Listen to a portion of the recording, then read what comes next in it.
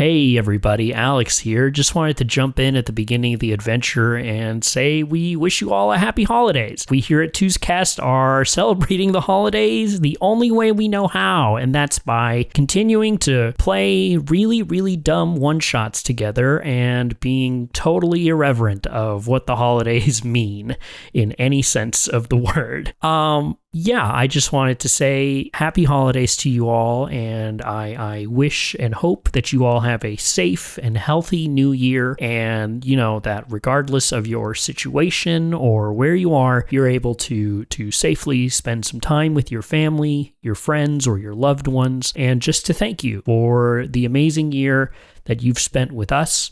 It has been an absolute pleasure playing games and having you all listen and getting to interact with you all on Facebook and Twitter and Instagram, and now we're on TikTok. We're all over the place. Aside from that, really just happy holidays, happy new year, and thanks for tuning in. All right, let's get this thing started. What major franchise character and or popular character person would you like to see do a Christmas special / holiday special? Hello, Jews in the back. I might be mistaken, and I'm hoping I'm not. I'd love to see a Metal Gear Solid Christmas. Whoa. Oh, okay. I like that. That would be interesting. The Jolly of the Patriots. Okay. And it's where Snake has to sneak in to the last Toys R Us, where they are making a toy so magnanimous that it rivals Metal Gear, the joy that Metal Gear brings to other countries from a distance. And clearly that has to be stopped. It must be stopped, and only Snake can stop it. You must only enjoy Metal Gear Solid. Yes. Well, the specific joy that Metal Gear sends at high velocity to other nations. High velocity out of a railgun with nuclear launch codes. That gave me a different idea. What if somebody told Dark Souls to be Christmas themed? And I don't know. That would be a lot of fun to see all of the very, very messed up monsters and stuff that happen. Yeah. No, I like that. That is totally my vibe. I'm into that. That would be a good time. Well, let's just don't forget the painted world of Ariandel. That is already a frosted, snow-covered world. Yeah, but it's not Christmas themed, Alex. It could be. There's a Christmas wolf. There's a Christmas half-dragon lady. I know that I brought it up, but I don't know any Dark Souls references, so I have no idea what you're talking about. How dare you? I was gonna say, you guys are such a particular audience. You guys brought up nothing but like game stuff on this question, so I guess that's it. Well, I haven't given my answer yet, Harold. You're jumping the gun. All right. Assuming that I'm gonna bring up game stuff. All right, Twitch streamer Brian, what do you got? Well, I was gonna say, can we get the Grinch to do a holiday special? I feel like he hasn't done one yet. It's time. That would be pretty cool. Mm-hmm. We need to get like a Jim Carrey type, but not Jim Carrey. Yeah. I only know him from Grinch Night, which is Halloween, and we need to get a Christmas or holiday thing from the Grinch. I feel like that would be appropriate at this point in time. Maybe like a little crossover with the guy that's like the Skeleton Jack dude. Yeah, that'd be great. For 95% of our listeners, Grinch Night is a Halloween special about the Grinch that no one knows about, but it's very real and it's very good. No one knows about it and it's very real. Can I be dumb? I thought the Grinch thing happened on Christmas. Okay, no. Is that the joke? I'm sorry. The joke is that the Grinch is mostly well known for The Grinch Who Stole Christmas. Gotcha. You want him to cross over. But the Grinch appeared in other things as well, including Grinch Night, which is a Halloween themed one. I see. You want the Grinch stole Hanukkah. Well, he could. He's just going to go to people's houses and round up their menorahs and latkes, dreidels. He has 8 whole days to do it, which means he can do a lot more stealing than he did on Christmas. But also his heart is in danger of growing 8 times its size. That's true. Which is fatal. And at that point, you're sure to need a bypass. I mean, it does involve a lot of fried food, so that makes a lot of sense. Yeah, no, that would be tricky. Yeah. I don't know. I mean, to give a really non-stupid answer. Impossible. Or stupid in a different way, maybe. Also impossible. The idea of characters or people. I feel, can we get some more? I feel like we need more real life Christmas specials from real life people. Like I want to see I don't know. I'm trying to think of who off the top of my head would be fun. Yeah, Salman Rushdie does Christmas. Let's see that. It's a Nelson Mandela Hanukkah? Is that what you want? That would be good. I'm a big fan of like there used to be, I don't know if it's done at all anymore, but like back in the 80s and 90s, a lot of rock bands would put out like Christmas albums them covering the Christmas songs. I feel like we need some stuff like that. Like, let's get some, like, can we have like an Alice Cooper Christmas? That would be cool. That would be rad as hell. You mean like celebrities pandering for the holidays? We got plenty of that, Helix. Jesus. I'd be down to hear a Radiohead Diwali album. Wow. Real conceptual, really just deconstruct what the holiday's all about. Just out there. That sounds nice, actually. In all of this, Brian, I would watch so much of an Alice Cooper Christmas special. Dude, it would be absolutely incredible. All right? That'd be fantastic. That is the best idea I've ever heard. I'm going to take a stand real quick. But the Jesus Christ Superstar Live thing a couple years ago, where they had Alice Cooper as King Herod, like, he was the only good part of that whole thing. Like, every other part of that was like at best. Alice Cooper knocked it out of the park as King Herod. So let's get an Alice Cooper. Let's get him on an Easter special. Let's get a Christmas special, Hanukkah. We'll do it all. I just want Alice Cooper to do all the holidays. Alice Cooper kicks ass. I am surprised he does the Jesus one before the Hanukkah one. I mean, I think he would take the opportunity, but still. Well, it's good for him. I don't think we have time to do a holiday special, guys. I'm gonna be real with you. You know what? Look, I'm gonna turn my chair around. Hey. I'm gonna turn my cap around. You're gonna rap with us, kids? Guys, I don't think we have time to do a holiday special. It's tough. It's so busy this time of year. Christmas specials they're neat, but there's just so much time involvement, and it's a busy time of year. And Harold, I know that you're coming in here asking us if we want to see like established people do Christmas specials, and none of us said that we want us to do a Christmas special, and I think it's because we're a little busy. It's true. I'm very against this idea. I know. I feel how scattered we are, and you know what? Honestly, I find it disappointing. Because one, Alex, you don't have no kids. I know you're not working that hard. Come on. I mean, look at Johnny. He's barely slept since like friggin' October. And Brian, you're immensely wealthy. And you know, I'm Jewish, so I'm gonna be working. I'm literally working all December. You guys are on holidays, and as my religion obliges me, I take your vacation days, and I have to work in the mines where I have my day job. You're right. The defining attribute of my persona on the internet is that I am fabulously wealthy. We can see it.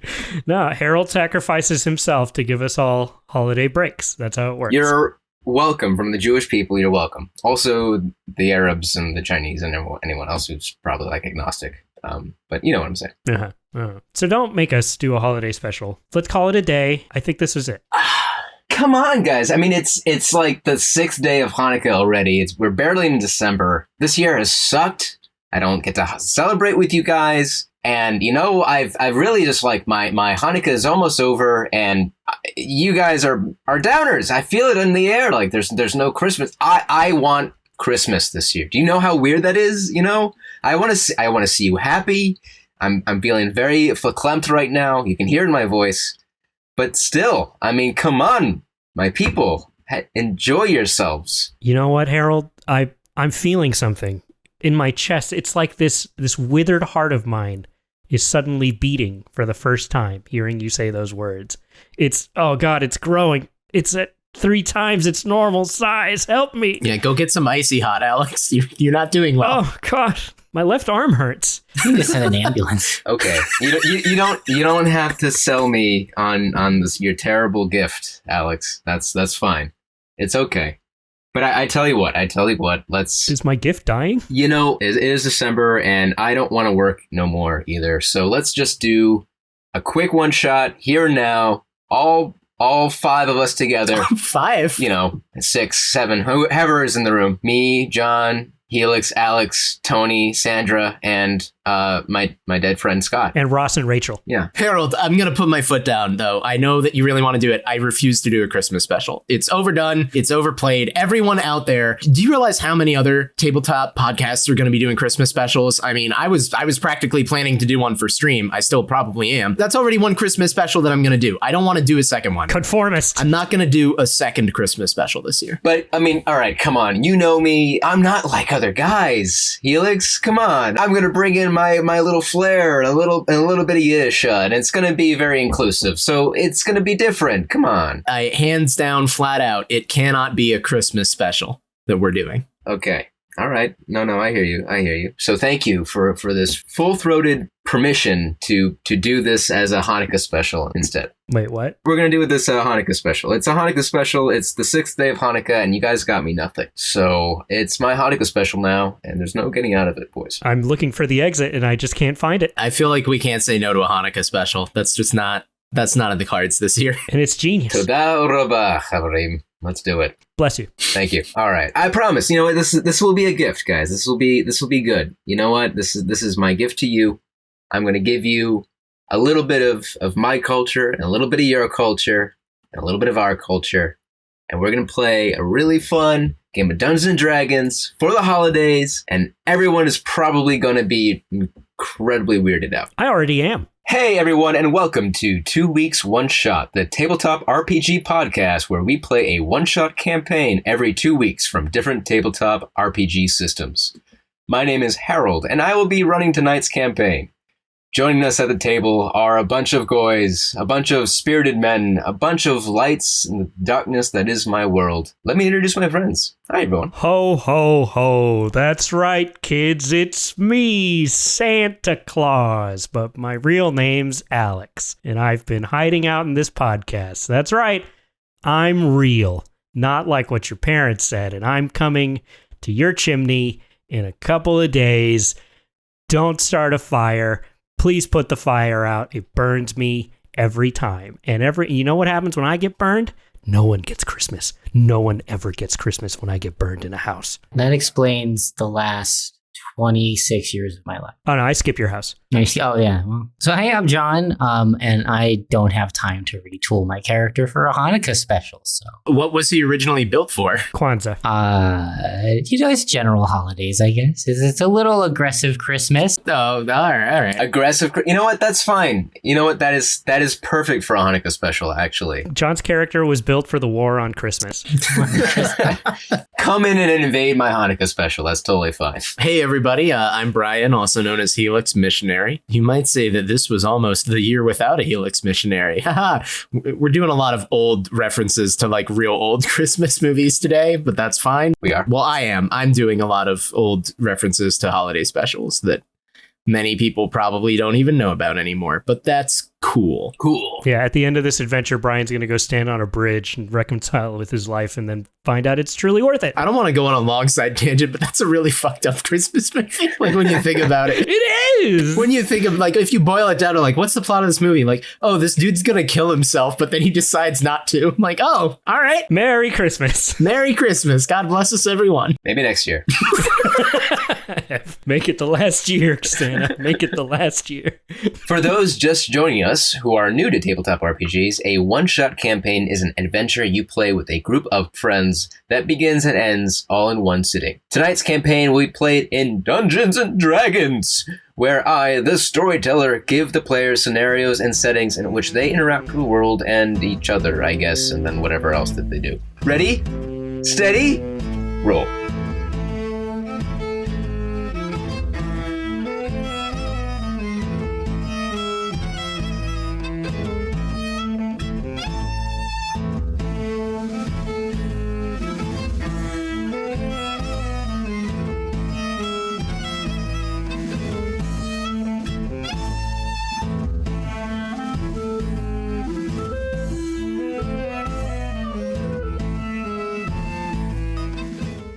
Tonight's game is titled, It's a Tuescast Hanukkah Special, Alex!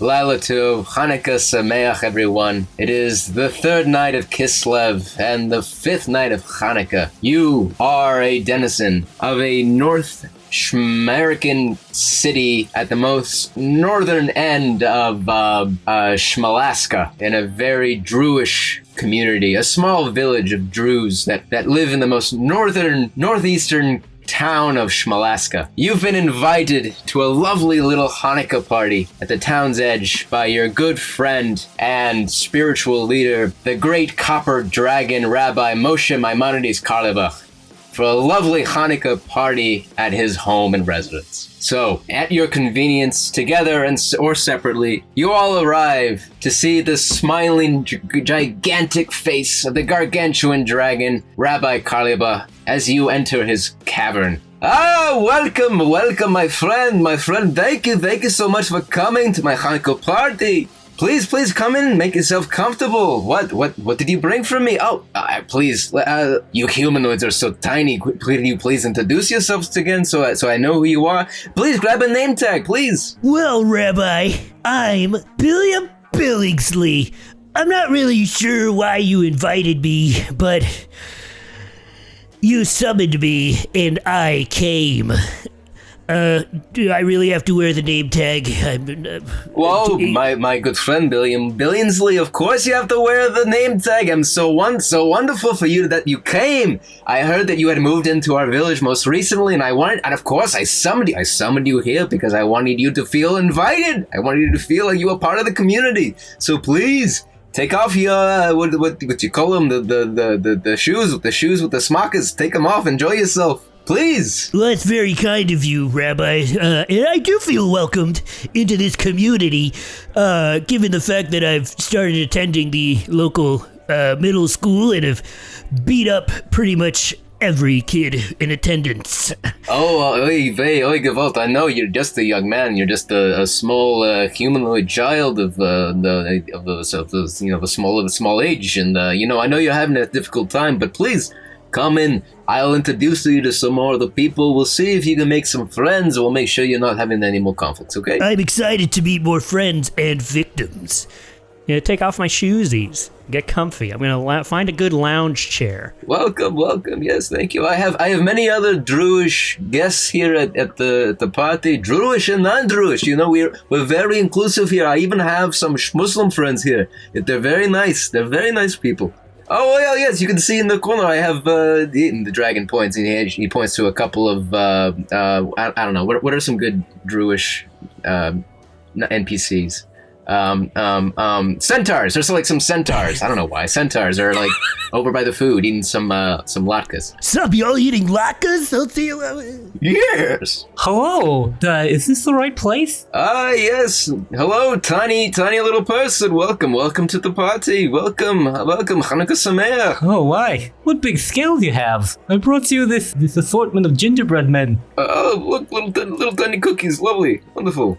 Very wonderful. Maybe like a throat lozenge for you, but maybe the guests will like it. Okay, I'm so sorry. My gigantic eyes are having trouble focusing on your tiny little body. Can you tell me your name? There should be size-appropriate name tags over there in the corner. My little gnome guy runs over, grabs his name tag, comes back, and proudly displays, "Hello, my name is Chris Mastrai." That's quite the mouthful there, Chrissy. Chris, can I call you Chris? Christian? Is it Chris? You're a Christian, of course. I see that. It's Chris. Oh, Chris. Okay. Well, it's a good name for you people. Okay. All right. Wonderful. Chris will wander off into the party to the punch bowl and desperately try to jump to get himself a glass of punch. That's some good jumping. Even though if you like, I can give you one of my fingernails. I can give you a lift because I'm a. Oh, thank you. I'm a giant dragon. It's really lovely for me to be involved in your lives. It's okay. I'll pick him up, and then I give you a wedgie so hard that it lifts you to the punch bowl. Oh, happy to help. I don't know that this is part of the Christmas spirit. Well, is that everyone? Has everyone arrived? I can't tell. Axel Rasmussen has just arrived at your Hanukkah party. Oh! Glad to be here. So wonderful. Hello. Welcome. It's a silver dragonborn, and he doffs a wreath of mistletoe and conifers and things that are wound together. Hello. He's good to be here. Welcome, man. Javier, welcome. Thank you so much for coming. It's so wonderful to have somebody of the community here at my community party. Oh, so wonderful. Well, no, I'm not from your community. I travel many miles to be be here today. Okay. I come with gifts. I come with friends. Braggy, Ingy, Snorri, come on, come bring in the mead. Bring the casks. You know, I'm so sorry for making the presumptions. I see the dragon on you. I make assumptions. I shouldn't do that. You know, I really shouldn't do that. This is fine. I was raised by the dwarfs, so I don't always know the dragon traditions. Oh, really? Oh, that's so interesting. Oh, wonderful. But this is fine. It's good to be here. That's so great. I'm so wonderful for you to share yourself and get in touch with your roots as well. So please come in. Welcome. Please take off your little feet things and enjoy yourselves, okay? Yeah, I don't really know what kind of shoes Dragonborn would wear, but I sure am wearing them. You would assume that they would be wearing shoes of some kind. I mean, like, you know, Dragonborn. I mean, even though they are dragon people, they are born within, like, the community of humanoids that they're living in, of course. Or am I wrong? Or am I considering that they are like a separate race of some kind? You might think this, but a lot of the art you see, whether official or not, shows them without really any shoes. That's really interesting. Just sort of dragon feet poking out. So maybe that's what I'm wearing. Maybe I have some snowshoes on and I take them off, hang them up on your wall. They look very festive. You know, that's very interesting. I always wonder how people feel about shoes or like feet holdings in the Dragons and Dungeons world, you know, because, you know, it seems like it's a very divisive issue. Like, for example, I have centaur friends. They are very nice people. They're good people up top. Horse people below. It's fascinating. No shoes. You never see any shoes. Sometimes they wear the little U's on the bottom of their feet, but you know that seems to be only for special occasions or if they're like very fancy people. You know, you should have a conversation with them. They're over there by the Manischewitz. Well, maybe I will. Like I said, I bring in a gift of some mead. So we put the casks up on the table or buy it. Everyone come and have a drink if they want. Master, I have brought the mead. Where shall I place it? Oh, thank you, Snorri. Snorri. Snorri, you don't have to call me master. Take it wherever you want. Okay, master. Okay, Snorri. Well, yeah, that's Snorri. He's a good guy. Snorri, take it and put it over by the table there. That's fine. Excuse me. Where do you want all of the cups? That's fine, Ingy. You take the cups, you put them with the mead. That's where they go. It's not that hard. Braggy is mute. He doesn't speak, so you won't hear from him. But yeah, Ingy. Are you sure I don't want to put it here by all of the orders? No, Ingy. The cups go with the mead. That's why it helps. That's what makes it. It makes sense, Ingy. It does make sense to put the cups with the hors d'oeuvres. Okay, by the shoes then. Master, where should I start spilling the mead? They are good people. Braggy, Ingy, Snorri, but they're not very smart in the head. Well, that's wonderful. You over there, drink this mead. You need to have some of the mead. It's delicious. All right, you set up the mead. You set yourselves up at the party. Do you all know each other? As you mingle, you see that the great dragon takes up most of the hall, but he has other friends there. You see some centaurs. You see some local humans, some elves that are there. Many other dragonborn, dragon people are there. What do you guys do at the party? I'm gonna go talk to the centaurs. Billiam sneaks a cup of mead. Obviously, he says it's Sprite, but he sneaks fantasy Sprite. He sneaks a cup of mead and he makes his way over to the centaurs and he says, "So do you find that with your horse bottoms, or do you kick like harder than a normal human being or like a normal humanoid?" Yeah, like really hard. And sometimes it's kind of difficult when you're sleeping and you got like those leg shakes and you're like sleeping with somebody else and you get like kicking in your dreams. You wake up and they're all bloody, broken. Really sucks. When a centaur sleeps, is it more like, do you like lay down, like feet coming out the bottom, or do you like curl up and then your top half just sits there as it slumbers? Nah, bro. Sometimes I just like just to stand there, but I was dating this half-orc for a while, and I tried to stay in her bed with her for a bit, and that was really tough.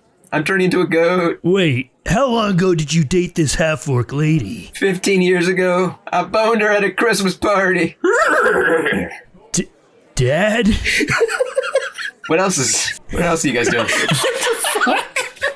Dad, don't walk away. We made it 30 minutes. So, Christmas try is explaining to those around who saw him get the wedgie. No, actually, it's made of reindeer hide. Maybe I can get you a pair if you like. As people are kind of awkwardly walking away from him. Is that the little boy over there? I think. Hold on, you there? Yeah, you, the boy, the middle school boy. You are the one. Yeah, you go to the local school. Yeah, I think I was there a couple months ago. I play a song for you all about how bullying is bad and also doing drugs. Oh, that's right. That was a good time for me. Business was booming, if you know what I mean. Cracks the knuckles. Yeah, I got the sense in the presentation that it kind of had the opposite effect on you. It seemed like you didn't really learn anything from it other than maybe new ways to bully people. I mean, maybe next time you do an anti-bullying presentation, you don't properly demonstrate how to do atomic wedgies, Slurpees, Charlie horses, or skin burns. I found it really educational. I don't think my classmates really appreciated the end result.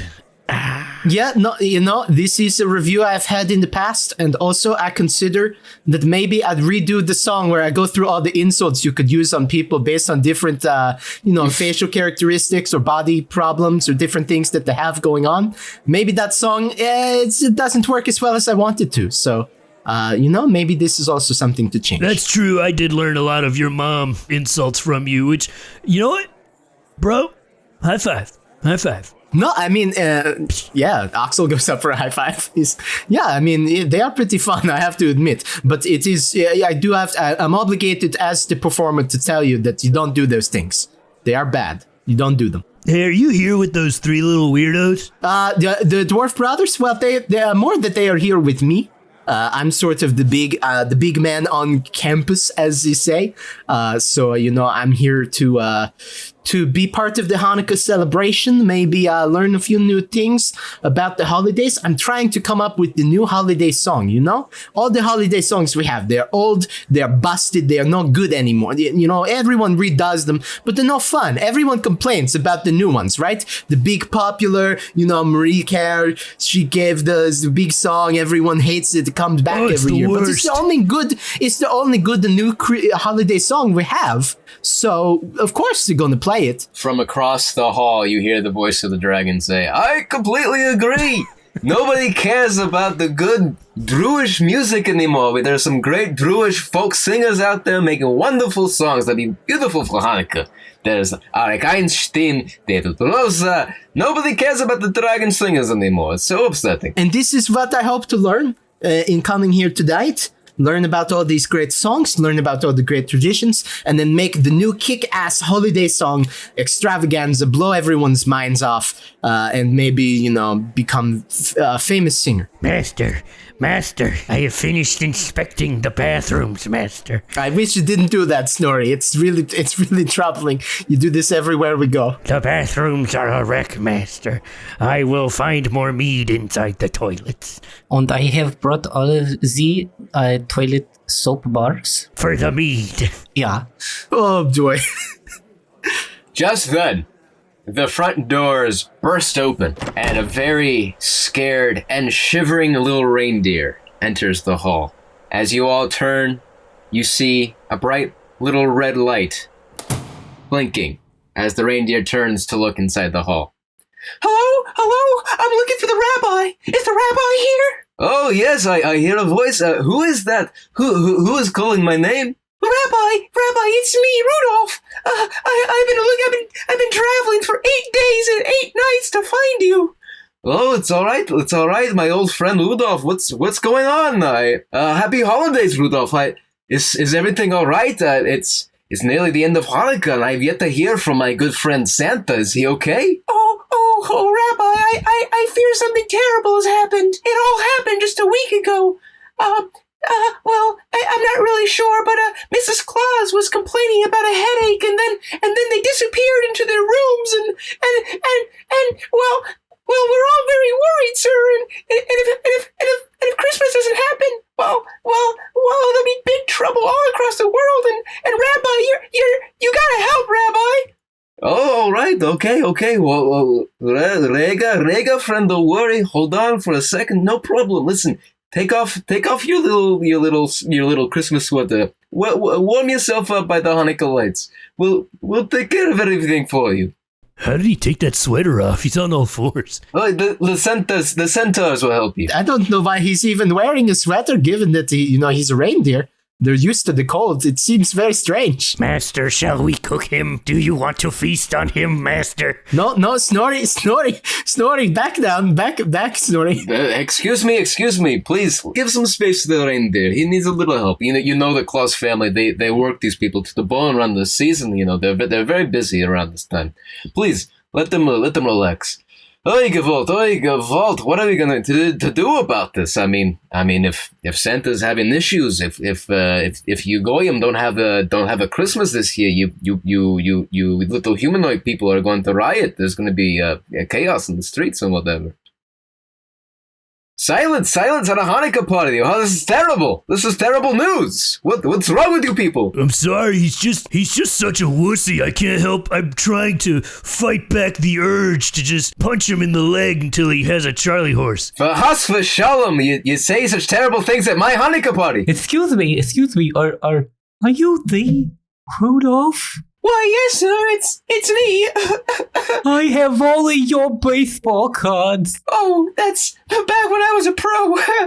But working for Santa was a real honor. I was pretty happy to leave it all behind, but now I'm just so worried. Oh, well, that doesn't sound very good at all. Those are his hooves.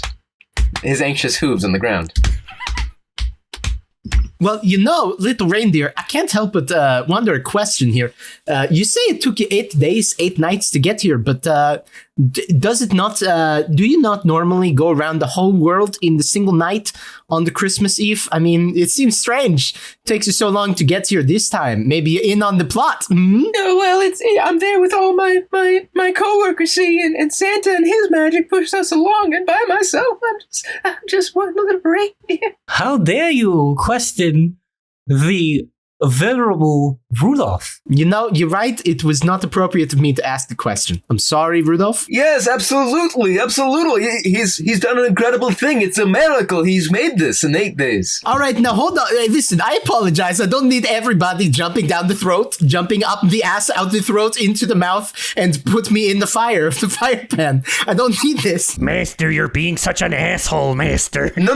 Listen. This is the problem here, okay? You must realize this is the reality of the situation here, all right?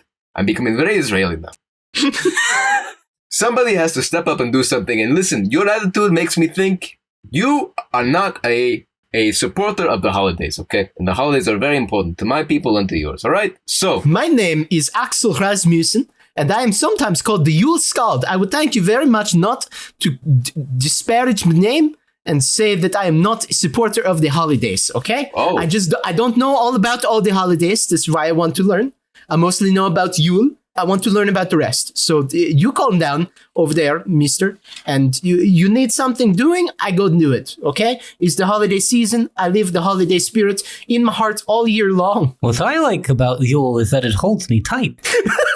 Listen, slicha, my friend, slicha. Obviously, okay, you are what it is you call the Yule slut or whatever you just said. No, that's not. You got it. Mr. Billingsby, the little boy, Billiam, my good friend, I invited you here actually as a favor to you because the last time I heard from my friend Santa, he told me that you were number 1 on his naughty list, okay? You are the number 1 naughty kid in all Ishmaelaska. Score! Listen, if you think about it, it's quite the problem, okay? So maybe it's time we do something about it. So, I am telling you, my Yule slut, my good little gnomish friend, and you, the little boy who causes so much trouble, it is up to you to go to the North Pole and make sure everything's okay, Make sure Mr. Santa is doing his job, Oh, please! Well, I'd have to get permission from my mom if I can go. No, I'm just kidding. She's drunk and passed out. Let's do it. Please, you gotta help us. I'd be happy to go with you, but my hooves are so tired. For you, Mr. Rudolph, I would do anything. Oh, thank you. Well, I don't really take kindly to having my title changed, as it were, certainly into what it seems to imply now. It's not really what I'm about. I'm not that kind of bard, but I'm happy to go along and help out with this adventure, as it were. Yes. Listen, you're the Yule slut, the bard. Of course. Listen, I know how you bards are thinking. So if you do this thing for me, I, as a good, responsible dragon, will let you have sex with me, okay? No, that's not the deal. No. That's not the deal that I'm trying to make. I feel that there has been a grave misunderstanding. I know what it's like for the bard people. It's like the greatest honor for you. It's the thing you live for, and as a good, generous dragon, it's no problem for me. You can have sex with me. It's okay. No, you seem very confused. This isn't what I want. No. It's okay with me. It's totally fine. This is not what I'm looking for out of this deal. I just want to learn. How about I do this thing for you, and then you sing for me your Hanukkah songs, and then I take them and I maybe draw inspiration, make a good new Yule song for the holidays, kick ass, #1 on all the charts. Hey, Gewalt, I offered to have sex with you, and now you want a song instead? What a weirdo this guy is. It's just so strange. Master, we didn't bring condoms for you to have sex with a dragon.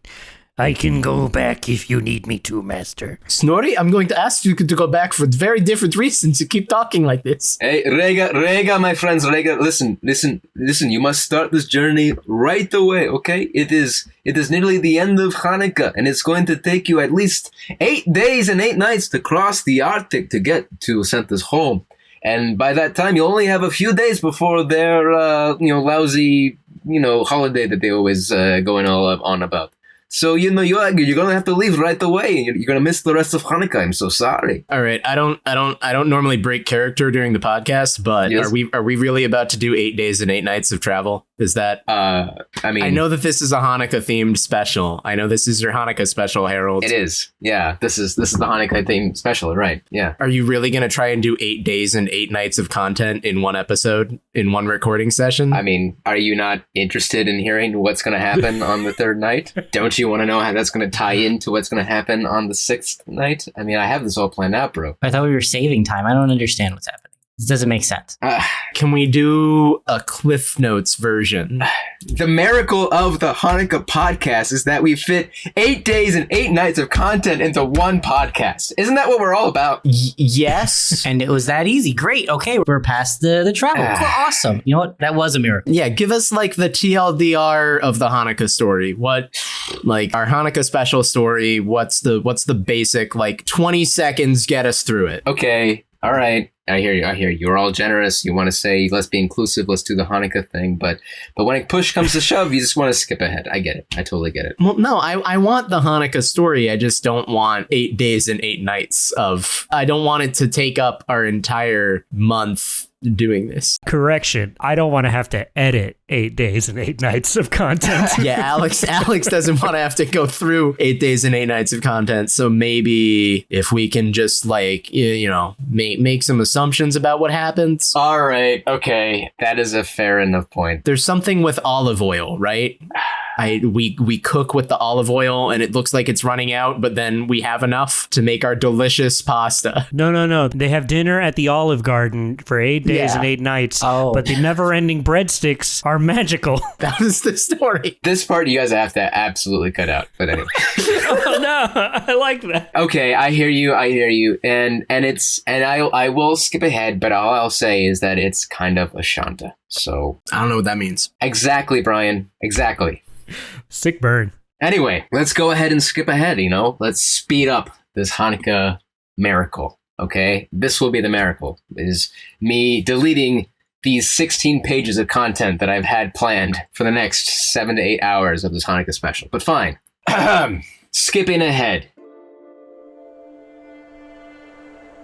You mount your mounts, and the 8th day of the travel skips ahead. The face of the giant dragon Rabbi Moshe Maimonides Karlebach is now but a distant memory from a week ago now, and the blood of many dire reindeer cake the hooves of your mount. And true, the Assyrian armies of King Ahasuerus were truly formidable. Truly. True. But still, you've made it through with just rations and enough oil for one day. You made it through eight days of travel. Mazel tov. I don't feel so, morally great about all the reindeer we trampled, but it's so nice to get where we're going. We had no choice, and the blood now stains the tusks of Hrimny the Yule Boar, who I ride now so justly. Hrimny, you good boy. You very good boy. You very good boy, Hrimny. You just absolutely phenomenal. I would like to point out that my mount is a zebra, but instead of black stripes, it's red. Wow. So it looks like a candy cane, so all of the blood just looks more festive. It's so holiday themed. Aw, yeah. That's lovely. I can't believe you did that to a zebra. I can't believe you brought an African animal to the Arctic Circle. It's fine. That's the true horror here. It's not adjusting well. Listen. He put an amulet of cold protection around its neck, so it's okay. There we go. Snowball is doing great. That's all I needed to hear. Okay, that's fine. As you travel, you see that it's the 8th night, and your rations are truly depleted. But in the distance, you cannot help but hear the jingle of bell and the small flicker of blue and green through the hard and tumultuous blizzard that you must continue to walk through. Gentlemen, I think we're getting rather close. I'm very excited. I mean, I've never been to the North Pole. I'm sorry, is it called something else in this mythical world? It's called the Fantasy North Pole, loser. Yes, exactly. I was going to call it the North Schmoll, but that's fine too. The North Small. No, the North Schmoll is a fictional creature that burrows beneath the snow. It's blind, but it's very dangerous. I'm saving that for the third act, yeah. It's different from the North Toll, which we had to pay on our 8-day trip. Yeah. And the North Holes, which you have to watch out for as you're traveling. Yeah, and the North Pole, which is just the strip club you pass on the way over to the North Pole. Mm-hmm. And the North Poles, which are just people from northern Poland. That's true. Mm-hmm. As you continue your trek, you get closer and closer. You find yourself within several hundred feet. I don't know. Let's go with feet. We're in North America. Let's say it's feet. You're like several hundred feet away from what is the entrance to the mythic castle shrine that is Santa's workshop. And go ahead and roll for me a perception check. Okay. All right. Oh boy. All right. We're actually playing a Dungeons and Dragons game. Here we are. I kind of forgot we were actually playing this game and not just spitballing really stupid jokes. We're actually playing a game. We're not just like improv a story here. Get your dice out, assholes. Billiam has rolled a 12. A 12. Chris Mastrai has rolled a 10. 10. Axel Rasmussen got a 4. Got a 4. Okay. He's still loving up Hrimny the Yule Boar. He's too worried with that to be really paying attention through the blizzard. Sure. You approach the castle. That is, obviously it's Santa's castle. It's blue, it's green, it's covered in tinsel. And to you three and your helpers and your mounts, it seems fine. Everything seems perfectly fine. My God. I have the same tinsel on my tree at home. Master, should I feel a sense of wonder looking at this castle, Master? Well, I think that's more a personal choice than something I can determine for you, Snorri. Me personally, I feel a little bit of the, sort of warmth and cheer of seeing such a heartwarming sight in the middle of the cold wasteland which we travel through. Master, I feel it in my veins, Master, coursing through me, giving me more power, Master, to serve you. At what point do you want me to give them the reindeer skulls? I think the reindeer skulls we can hold on to for just now. I think maybe those are something they're a good gift, but I think they might be taken, out of context a little bit poorly. So we hold on to those for now. Put them in the saddlebags on Hrimny, you good boy. And Snorri, I think what you're feeling is frostbite a little bit. You got to pull the coat a little tighter around you, buddy. Like I show you. You put the furs, you put them on, you put them in layers. Oh. And you got to cover the top of the head. Snorri, top of the head, bottom of the feet. That's where the cold gets out. The holly jolly feeling has turned my fingers purple, Master. I am excited for the holidays. It's a very festive color. Oh boy, I'm going to need some more dwarven brothers. What do you all do now? Main entrance lies ahead. Chris Mastrai will eagerly spur his mount onward to go inside.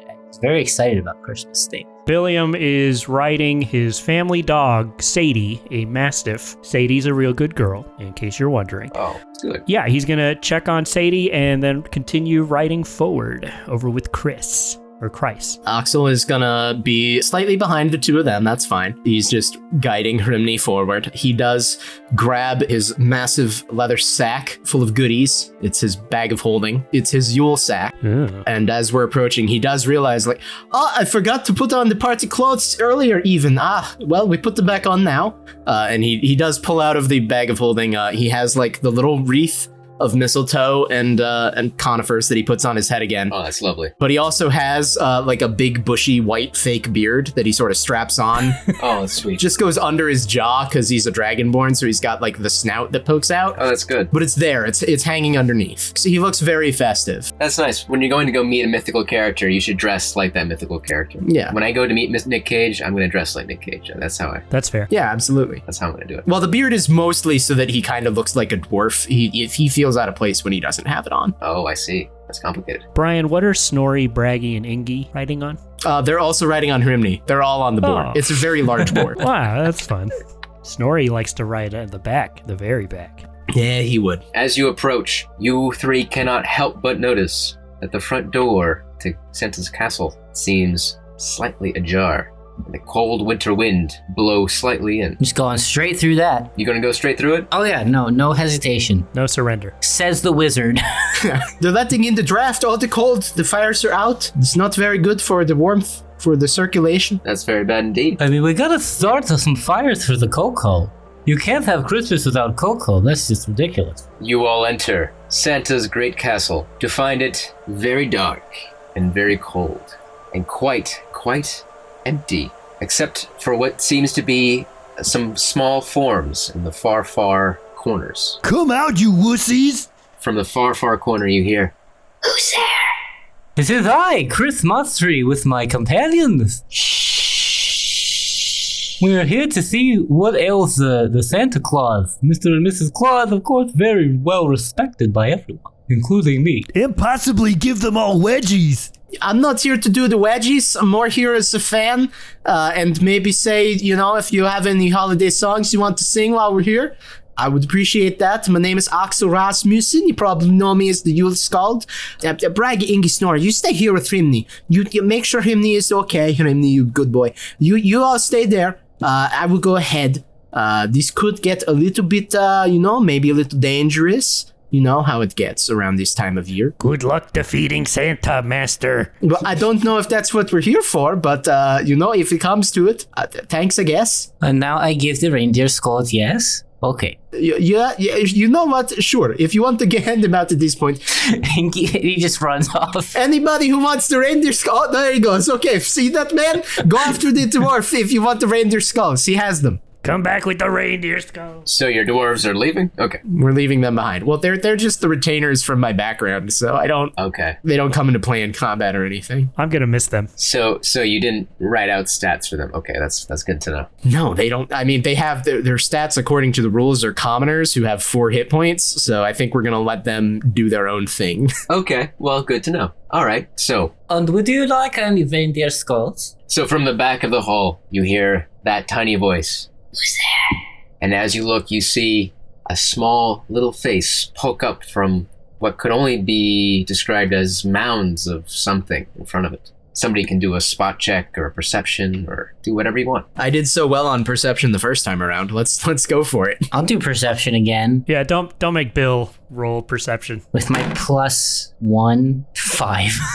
Okay, maybe Bill will try rolling. I got a 16. It's something. Okay, and Bill got an 8. I've never seen anybody just stack Christmas decorations like this. It's a new method. This is like when my dad comes into town and tries hosting Christmas. Finally, your eyes adjust, just enough to realize that amongst the Christmas decorations, the factory tools, the half-made toys that litter the hall, pools of blood also scatter around. The toys are broken and half-finished, and some of the Christmas toy tools are also smeared in gore. The little face you see from behind in the back of the hall is peering around what looks to be the body of an elf.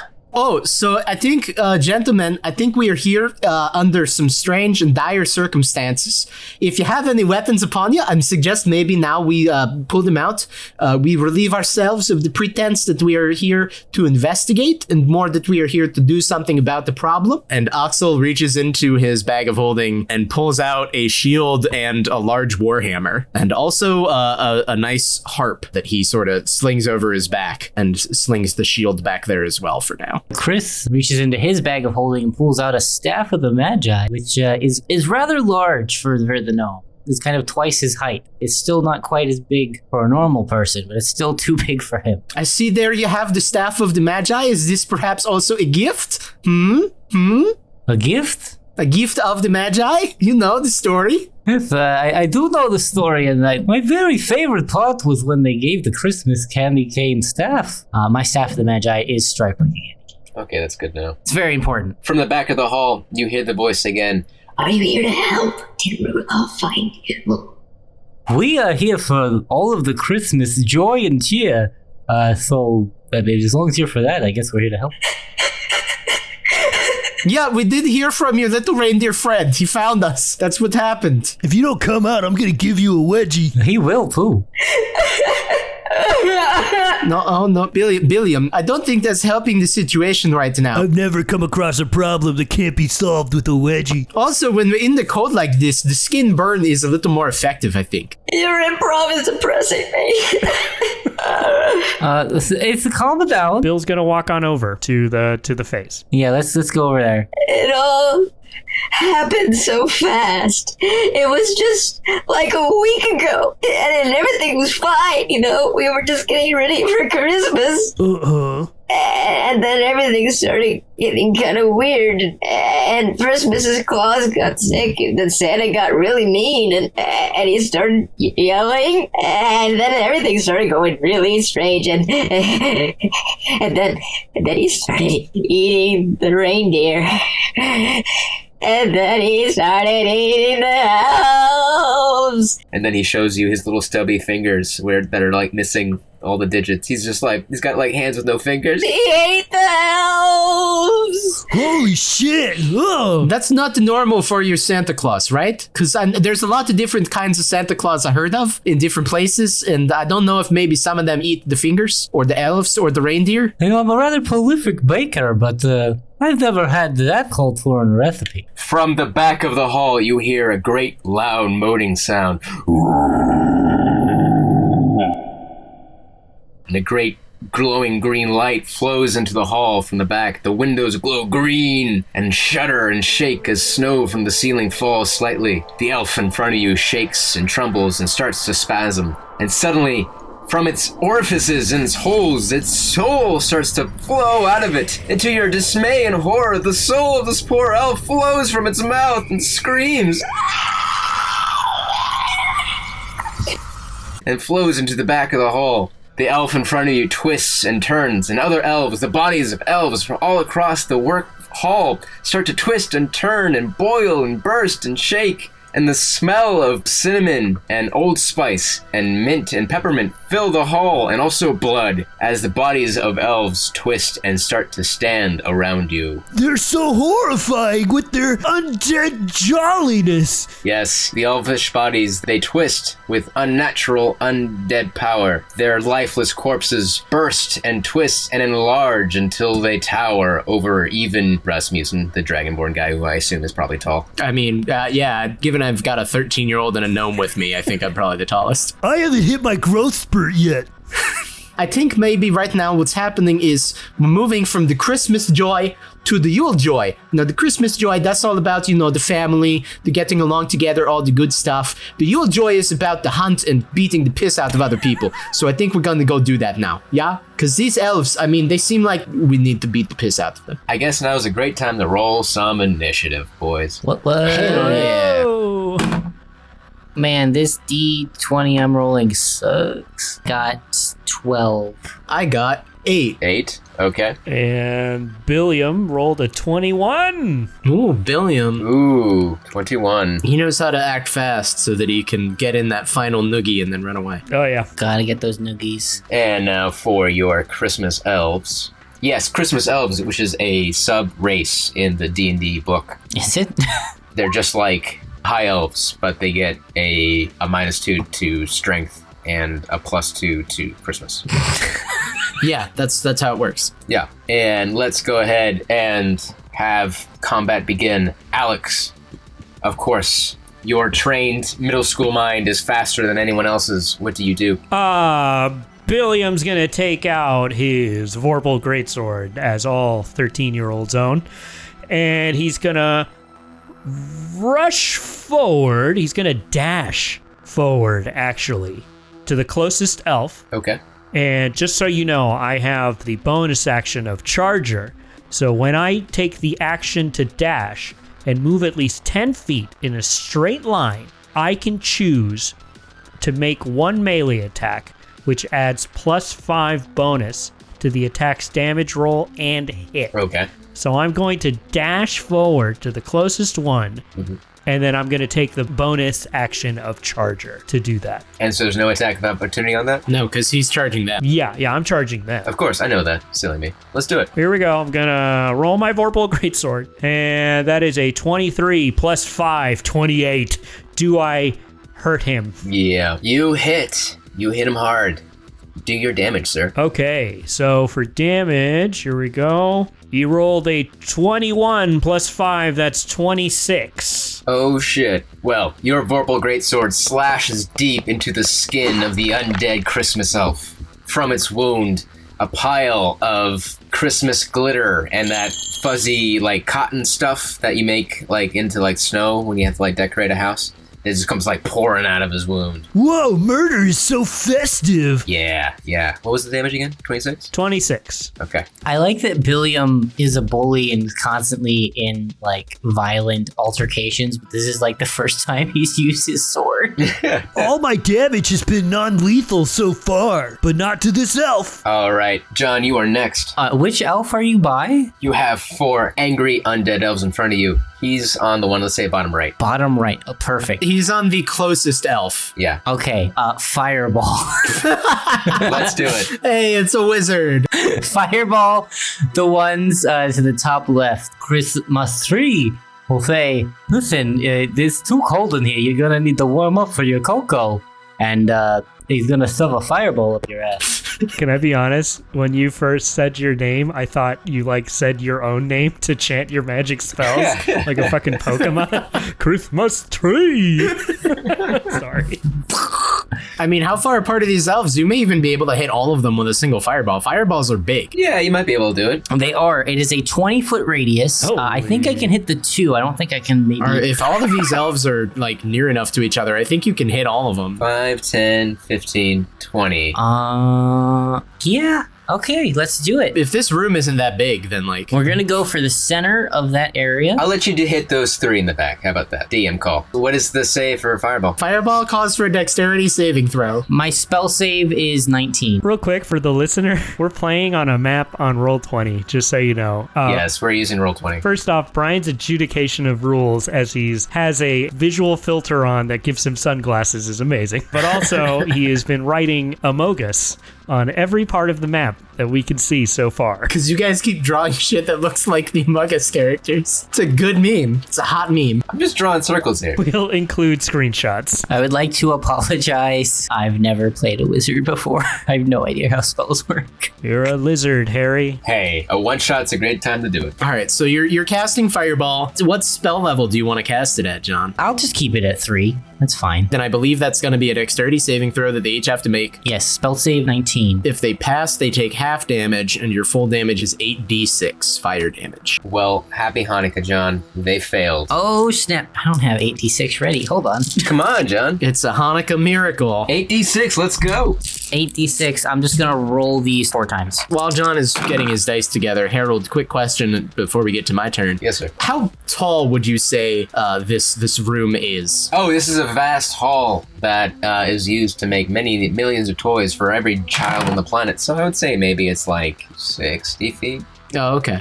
Not 100? Okay, let's go with 100. It's a Hanukkah miracle. It's a Hanukkah miracle. Look, the ceiling domes for another 40 feet. Yeah. That is 35 damage. 35 damage. Okay. I need to get more D6s out here. The elves that you fireball twist and burn in a lovely greenish Christmassy tone. It's a nice tone of green. It's an evergreen. Who's next? So they all got hit by the fireball, right? They sure did. Okay. Next is Helix. Really? I beat the elves with... All right, cool. I was surprised that I beat them. All right. Thanks to the Hanukkah miracle that this room is at least 100 feet tall, Axel Rasmussen is going to step forward. He raises his hammer high and says, I learned this one from the Marvel Cinematic Universe. And he raises his hammer high and chants a few words, and I am going to call lightning, which forms a storm cloud in the roof of this room up near the ceiling. A big dark storm cloud appears, and I am going to drop a bolt of lightning. If any of these elves are like within 5 feet of each other, like pretty close to each other, I can hit 2 of them. Okay. There's 2 in the left that are like standing right next to each other. There's a couple on the left that I'm going to be able to hit together. Cool. So I'm going to call down a bolt of lightning that strikes that spot between them, and they each need to make another dexterity saving throw. Okay, let's do it. Because this is what we do to elves in this neighborhood. They rolled badly. They got a 12. Good. That is not a pass. That is not a success against my spell saving DC, so they are each going to take 3d10 lightning damage. 3d10? Holy shit. And that is going to be 14 damage that each of them take. Okay. And then, because I am a bard from the College of Valor, and we're very high level because we went big mode on this one, when I use my action to cast a bard spell, I can make a weapon attack as a bonus action. And so after calling down the lightning to strike those elves, Axel Rasmussen, having stepped forward to do that, then also spins and he throws his hammer at the elf that William Billingsley went up and chopped with his greatsword. Okay. And I need to make an attack roll for that because that's how that works. Do it. Do it. Do it! That is going to be a 24 to hit. You hit! All right. And that elf is going to take... Where's another D8? Come on. There it is. That elf is going to take 25 points of damage. 25. Yeah. Okay, let's see. As the hammer flies forward and blasts into it with a thunderclap and then flies back through the air into Axel's waiting hand. It's very cool. Very cool. Very cool. He looks like a real badass while he does it, too. And he's got his harp in the other hand. That elf has lost 69 Nice. points. Nice. Nice. Nice. Nice. Nice. Nice. We're all mature here. Nice. Nice. Nice. But still, the elf stands. Its bloody, Christmassy body twists and broken still stands before you, anger pulsing in its soulless Christmas eyes as it swings its nasty, let's say candy cane. He's got a giant friggin' candy cane, okay? He's got a giant friggin' candy cane and he's gonna attack Alex with it. So here it is. Oh, it's so nasty. He rolls a 26. Ow. Yeah, that hits. Damn. All right, here we go. He rolls. Oh, his name is Candy. I hate it. Candy the Christmas elf. Okay, 2d8 coming at you fast. Please, no. Ooh, shit. He rolled a 15 plus 4. 19 damage. The other elves turn to your companions and schlock forward, shuffling their schleppy bodies.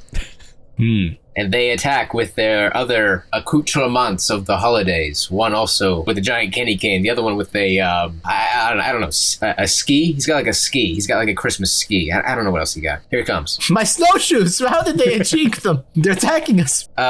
Helix. Yeah. One attacks you for 21. John. One attacks you for 13. No. I don't have my shield out, so that is going to hit me. That does not hit me. One more, John, attacks you for 20. That does. Oh, shit. Here we go again. Uh-oh. Helix, you take 11 damage. Ow. John, you take 10 damage. The elves are angry as their skin is burned by your spells and attacks. Alex, it is your turn again. Hey, you dicks. These are, I think, my friends. So I'm gonna keep attacking the one that I'm closest to with my Vorpal Greatsword. So this time, no additional bonuses. So here we go. Raise up the Vorpal Greatsword. And we wait. Billiam rolls a 32. I don't think that's going to hit. I don't know. No, it hits. No, you got it. Oh, wow. Look at that. Okay, and then for damage, He's gonna roll an 18. An 18. 69 plus 18. Are you asking me or are you telling me? Are you looking for one of us to do the math? It's 87. Look at you with your math. 87? Okay, fine. The elf. Well, hold. Oh, is he still alive? Well, I was about to tell you that your Vorpal Greatsword does as the name suggests it will, and slices it straight through its big gangly head, and the body of the tortured elf falls in front of you. Thank you. Gross. Brian, John, how are your characters looking on health so far? Are you all... They're fine. Fine? I'm good. Okay. No, I barely got anything. Just making sure. I mean, 11 damage is like 10% of my health, but it's not a problem. Don't worry about it. Well, John, it is your turn. All right, Christmas tree is gonna cast web, although in this case, it is a bunch of Christmas garland that shoots up and not spider webbing. Nice. They have to make everyone in front of me, and it's a 20-foot radius, so if I can make the person in front of me, and then I think the one in front of Brian's character kind of get hit. It would be the same as the fireball, so it would hit all of them. But aren't they closer, or are they doing ranged attacks? They're probably closer to us, but you can probably angle it so that it hits all three of them. All right. I will angle my web attack to hit all three of them. I think I can do that. It is a dexterity save 19. Okay. They fail. Oh, snap. Okay, so they are restrained, and they can try at the end of their turn to break out of it with another dexterity throw. Otherwise, they're just continually restrained, I think. Yeah, they would continue to be restrained, and that's okay. A condition that basically makes it easier for us to hit them and harder for them to hit us. And they can't move. Okay. So a bunch of garland shoots out of the ground magically and just starts tangling up all of the elves, connecting to the ceiling and posts all around the room. The elves scream in frustration and annoyance. The stuff is so hard to get out of your clothes. Helix, it's your turn. All right, Oxel, seeing that the elves are restrained in front of him and seeing that Billiam has just successfully dispatched one of them, is going to go ahead and take a step back, and he catches Billiam's attention and sort of gestures towards the elves and says, "All right, sport, go get them. You got this, Tiger. You know what you're doing. You go get them the way you do back home." What? He gives him like a weird thumbs up around the Warhammer, and Billiam, I'm gifting you your first Hanukkah gift. It's a die of bardic inspiration. Whoa! It's a D12 that you can use on an attack roll, ability check, saving throw, or damage roll because of my college. So you can choose how to use that within the next 10 minutes in character. So probably anytime you want. I've never received words of encouragement before. Wow! And on Christmas. Suddenly you don't feel so much like putting other people down. No, I do. Even more so. I'm encouraging him to do just that. Amazing. And then Oxel is going to step back a little bit and once again call a lightning bolt down to strike the elf that attacked him. So that elf is going to need to make another dexterity saving throw, this time at disadvantage because it's restrained. Uh-oh. What is the DC? DC for this is going to be 17. At disadvantage, he rolled a 20 and an 11. So... Too bad for you, elf. Poor elf. Poor buddy. You're taking 18 damage. 18 lightning damage. Oh, man. As a bolt of lightning comes down and smashes into this elf. Okay. The elf in front of you. You see it. Its eyes glow for a slight moment as the lightning bolt consumes it. You see its frame sizzle and burn and do that weird sort of like sketchy thing that you see in cartoons as it evaporates in front of you. These are such holiday festive deaths. I'm loving it. It's really putting me in the spirit. Good. What's the horror movies with the Christmas? Gremlins. Jack Frost. No. Don't the Christmas tree. It's like spinning in the trail. I don't know. Krampus. Thanksgiving. That's a different thing about a color turkey. Chopping mall. The birds. The two remaining monster elves come twisting and turning in their entrapments, and they're stuck again for another round, right? That's the idea? If our wizard is still right in front of them, I don't remember the wizard's name, I'm sorry, Chris. If Chris Mastery is still in front of them, they could attempt to attack him, it would be at disadvantage. Yeah, because they're all restrained. At the end, I think they can also take their turn to try to get out of it. They can make a strength saving throw to try and break out? It's a dex. It's a dex. Yeah. It's bad. They do have disadvantage because they are currently restrained. Yep. All right. So they just kind of twist and turn, and they keep pointing up at the ceiling, where you see that there's a large branch of what seems to be of a mistletoe tree hanging above all of you. And they keep pointing at it, even though with their slobbery mouths, they just keep pointing at it and pointing at you and pointing it back up at the ceiling, and nobody kisses them. All right, Alex, it's your turn. Oh, is that what they wanted?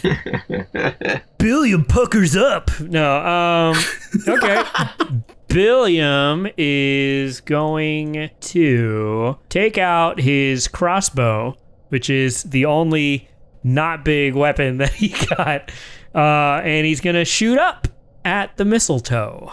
Okay, you do that. I do that. You can't tell me what to do, Dad. Let's say a DC of, 14. Go for it. Sweet, because I rolled a 25. Yeah, woo. All right, you shot the mistletoe. A big old branch of it falls. Okay, yeah, let's go with that. A giant branch of it falls and lands lightly in front of one of the elves and does nothing. Good job. Good All shit, right. good shit. Good job, Billiam. Well, I think we have to keep the Christmas tradition, right? As I look at the Yule skull. Yes, Yule slut. Hold, I don't know about all it. Listen, in my traditions, this is just the branch that was used to kill a god. This has nothing to do with the kissing thing. That's like a whole other, I don't know where that one came from. Someone kiss or I start passing out wedgies. Maybe the elves? Elves, you guys kiss. John, it's your turn. Chris still has his wedgie from earlier. He never fixed it? From 8 days ago. That's the true miracle. A very uncomfortable journey. It was my finest work. That wedgie is art. You can't destroy it. I took it as a gift of Hanukkah. Yes, I'm going to use my Staff of the Magi to cast Ice Storm, which is a 20-foot radius. So I'm going to catch, I think I can catch 2 of them. At least. I mean, the 2 who are left, yeah. If they're both still kind of right in front of you, then you can probably catch both of them. Yeah, there's 2 left. Let's go with the 2 on the left. Yeah. Okay, I shouldn't have had 3 whiskeys, guys. I'm sorry. Oh, so that's what's happening here. I see. John had 3 whiskeys and is still playing with us. Another Hanukkah miracle. That's a lovely miracle. On no food since I had a bowl of cereal this morning. Good. He only had enough whiskey for 1 drink, and it's lasted him 3. It's a dex saving throw and of 19 again. If not, they take some cold and bludgeoning damage as icicles rain from the ceiling. Okay, they totally fail. Okay, cool. So they take 2d8 bludgeoning and 46 cold damage. So let me roll that as icicles drop from the ceiling. Oh man, all right, go for it. If anyone out there hasn't played high-level D&D before, this is what it is. It's just you get a good condition on an enemy and then just batter them into submission. It's true. I mean, I wanted this to be kind of a special. I mean, we always kind of play it like level 3 to 5, so this kind of feels a little unique, right? Yeah, no, we're bringing out the big guns. I feel weird having this many options in combat. Very overwhelming. It's a lot. 18 cold damage. I don't normally play this high level. I'm scared. Mom, take me home. So that's going to be a total of 26 damage. Giant chunks of ice come raining down upon the Christmas elves, and as they squish underneath the giant blocks, you hear Happy New Year. Thank you.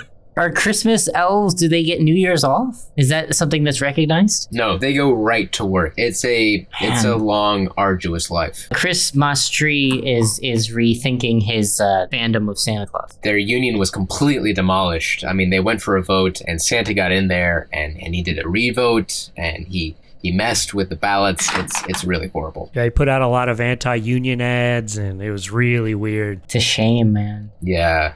I mean, it's like a democracy, but is it? It's totally not, though. I mean, we all know who they're working for, right? I mean, it's the old white man. It's an old white man. Yeah, the posters just said Christmas feels better when you work for it. It was really in bad taste. Well, suddenly, at this moment, as you look over the bodies of the dead and twisted elves that you just murdered horribly. Cool. They tried to murder us first. Well, I mean, it's all in the Christmas spirit. Then the glow and the large moaning sound you had heard before.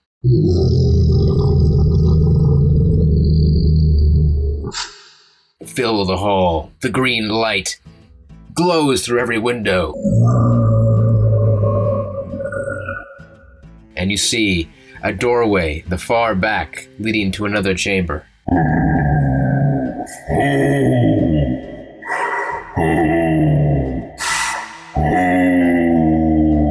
I I think someone might have a tummy ache. Do you all enter into the nether chamber? The nether chamber. Yes, let's go forward. Christmas tree is maybe disheartened of his normal enthusiasm for Christmas, but he knows that he must save it, or there is no one else. I'm gonna find that nice list and put everyone on the naughty list. Let's do this. Wait, I don't think that we'll deal with it later. Whatever.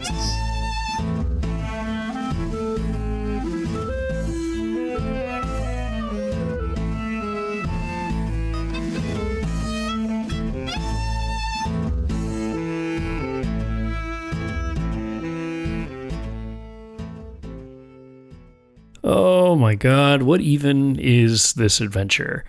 So let's do some quick shout outs so we can get you back into it. First, to Prime45 on freesound.org for providing this adventure's intro titled Klezmer. Then to Jingle Punks for that cool track called Oh Hanukkah that you heard at the Rabbis. Also to One Man Symphony for the additional scene music throughout the episode. You can find them on Bandcamp and Patreon. And to the contributors at freesound.org for all the sound effects and ambient noises you're hearing throughout the episode. Be sure to check the show notes for more info and links to all the music in the episode. If you'd like to support the show, you can visit patreon.com/twoscast, and for just $2 a month, you can help us towards our goal of hiring an editor. For more of us here at Twoscast, check us out on Twitter, Instagram, Facebook, and TikTok. Just search Twoscast. That's TWOS cast. And be sure to use the hashtag Twoscast to say hello. To hear more of the show, head on over to Spotify, Apple Podcasts, Podbean, and Google Podcasts. And if you're listening on Spotify or Podbean, hit the follow button to hear our episodes as they come out. Also, be sure to rate our show on Spotify. We're diligently working on Season 2 behind the scenes, and I think we're at a point where I can comfortably announce the release date for Season 2. We're looking at Tuesday, February 22nd, 2022. That's right, the year of twos begins. So we'll see you then, but for now, let's get you back over to this adventure.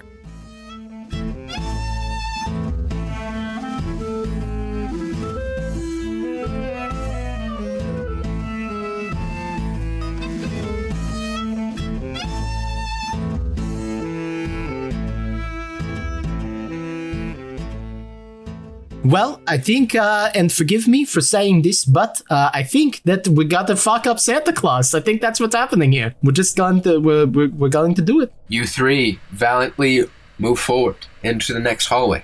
Well, I mean, there's no way of saying it. You enter the Great Hall of Santa. You see a giant chamber with a dais in front of you. Giant regal chair of Santa Claus. His throne lays toppled over, and a platform is there instead.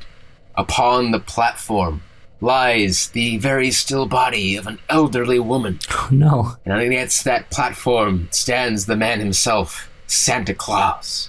His red robes open and disheveled, and without having to roll a perception, you see that along the dais in front of his chair, blood smears and the bodies of elves and reindeer litter the hall. She was so young still. Ho, ho, ho. I knew you humans lived short lives, but I thought we had more time. Ho, ho, ho. Oh. The cloth lineage has ended. How will there ever be presents delivered after this? Roll a perception. So is this like a Full Metal Alchemist type of thing going on here? Is that the vibe that we're getting? Or I only know about Yule. I don't know about all the Christmas traditions. Is this a normal thing? It's a Hanukkah special, guys. Come on. Is this a Hanukkah thing? It looks to me like Santa's been a little naughty. That's like a good action movie kind of line if we were doing. Yeah, I like that one, Billiam. That's what I was going for. It seems like the halls aren't the only things getting decked this Christmas. Hell yeah, brother.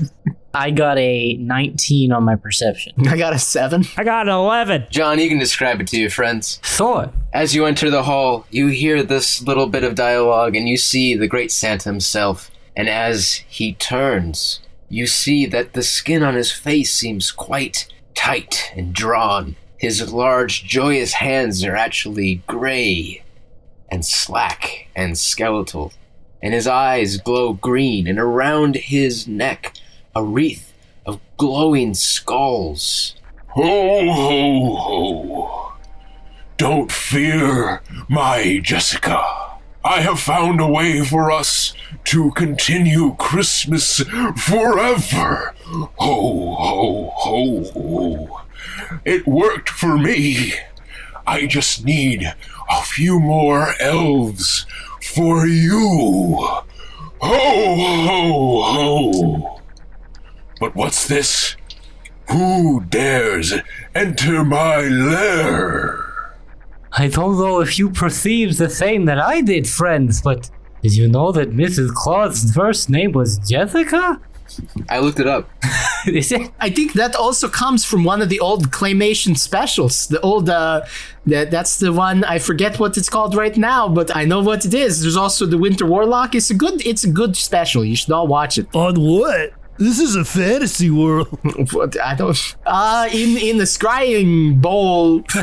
Oh, right. I got one of those. What? What was that you just said? You know, like the thing from Lord of the Rings. You know, Galadriel, she in the scrying bowl. Should we watch it in a pensieve?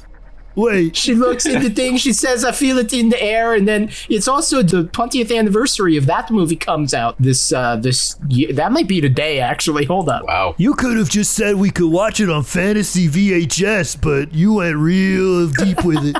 So, Santa turns to you. His eyes glow red. His skin is slack and tight and on different parts of his body, and there's a smell of decay that enters the room as his eyes and focus turn to you. Does anybody want to roll a perception or do anything like that, or just kind of keep going? I mean, at this point, Oxel is pretty much ready to just start slinging spells or beating the shit out of him. Powerful mortals have come to save Christmas. Ho, ho, ho. Well, no need to fret, children, for I shall save Christmas forever. Look, dear Jessica. Just the souls we need to save you. And just like that, you see the platform holding poor Mrs. Claus's body descend into the ground, and Santa Claus raise into the sky. He lifts his arms just for a moment. I have lived among you, spreading Christmas joy for centuries. I feel it's time to finally stretch my wings. Ho, ho!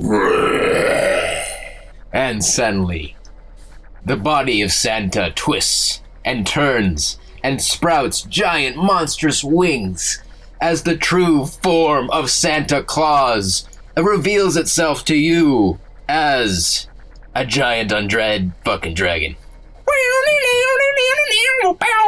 What? This is exactly what I need to write the badass new Christmas song. Oh yeah, this I'm all about. Yeah, Christmas kicks ass. I mean, I don't think I want to defeat him. I want to join him. He seems really angry. Santa Claus roars and twists to attack. Santa, do you want a reindeer skull? Let's go ahead and say with that, his little soul carrier around his neck glows green as he turns into a dragon. You see that he's used the skulls of many reindeer as a phylactery around his neck. Oh, snap. All right. It's Lich Santa Claus. Yes, it's true. I went deep into the monster manual. I've never been able to fight a dragon before in any D&D game I've ever fucking played before. So this is the Christmas gift I bring to us all. It's a dragon fight. Here we go. Hanukkah gift you bring to us all. Hanukkah. Thank you, Hanukkah. I always fight the ampersand. It's a mighty foe, a dangerous enemy. The mightiest of foe. I've experienced many dungeons, but no dragons. It's very upsetting. All right, here we go. Roll initiative, boys. All right. I'm doing it. No, I didn't do it well, though. I got a 14. No, I did okay. I got a 15. I got a 20. All right. Oxel's in it now, dude. He's pumped. He's excited. Helix, it is your turn. All right. The sudden reveal of Santa Claus with an AWS stands before you. What do you do? Oxel is going to take a step to the side, and once again, he's going to look over to Billiam and say, all right, boy, I'm thinking now might be the good time for you to get up there with the sword and show us what got you number one on the naughty list there. there. So, here you go. Have fun. And he jams on his harp slightly. And Billiam, you feel a surge of power sort of washing over you in an aura as you are protected from evil and good. Nice. And as a bonus action, I'm also going to give some bardic inspiration to Chris, as Axel also turns to him and says, Chris, I like what you do with the spells. Keep that up. We're gonna do more of them. If you can do the whole, keep him in place thing so he can't dodge anymore, that would be real good. Because I got we have a lot of things that are gonna work real well for that one. Brian, what does it mean that I'm protected from good and evil? What that means is that until the spell ends, and it's a concentration spell for up to 10 minutes of time, it grants several benefits. Creatures of certain types, including aberrations, celestials, elementals, fae, fiends, and undead, which if Santa is a giant undead dragon, then he's undead. Creatures of those types have disadvantage on attack rolls against the target. You can't be charmed, frightened, or possessed by them. Nice. Okay. So, go get him, Tiger. I will, Mr. Rasmussen. No, Mr. Rasmussen is my father. You call me Axel. Asshole? Icehole. Icehole. That's what it is. There's another deep cut meme. I can't believe, Brian, you know what that's from. That's Johnny Dangerously. And by the way, I remembered that the Jessica was established, I believe, in Santa Claus is Coming to Town, the Rankin Bass Christmas special that was done with claymation puppets. There you go. John, you're up first. Chris is going to cast another web. This time, however, instead of the slightly easier garland, it will be a bunch of connected tinsel, which you continuously find around your house for months. Sure. So that is another dex saving throw. That is 19 he has to make. Okay. If not, he is restrained by all of the tinsel. Tinsel starts shooting up from the ground and just connected to every object, pillar, and ceiling. Okay. Your tinsel explodes out from every wall, from every surface.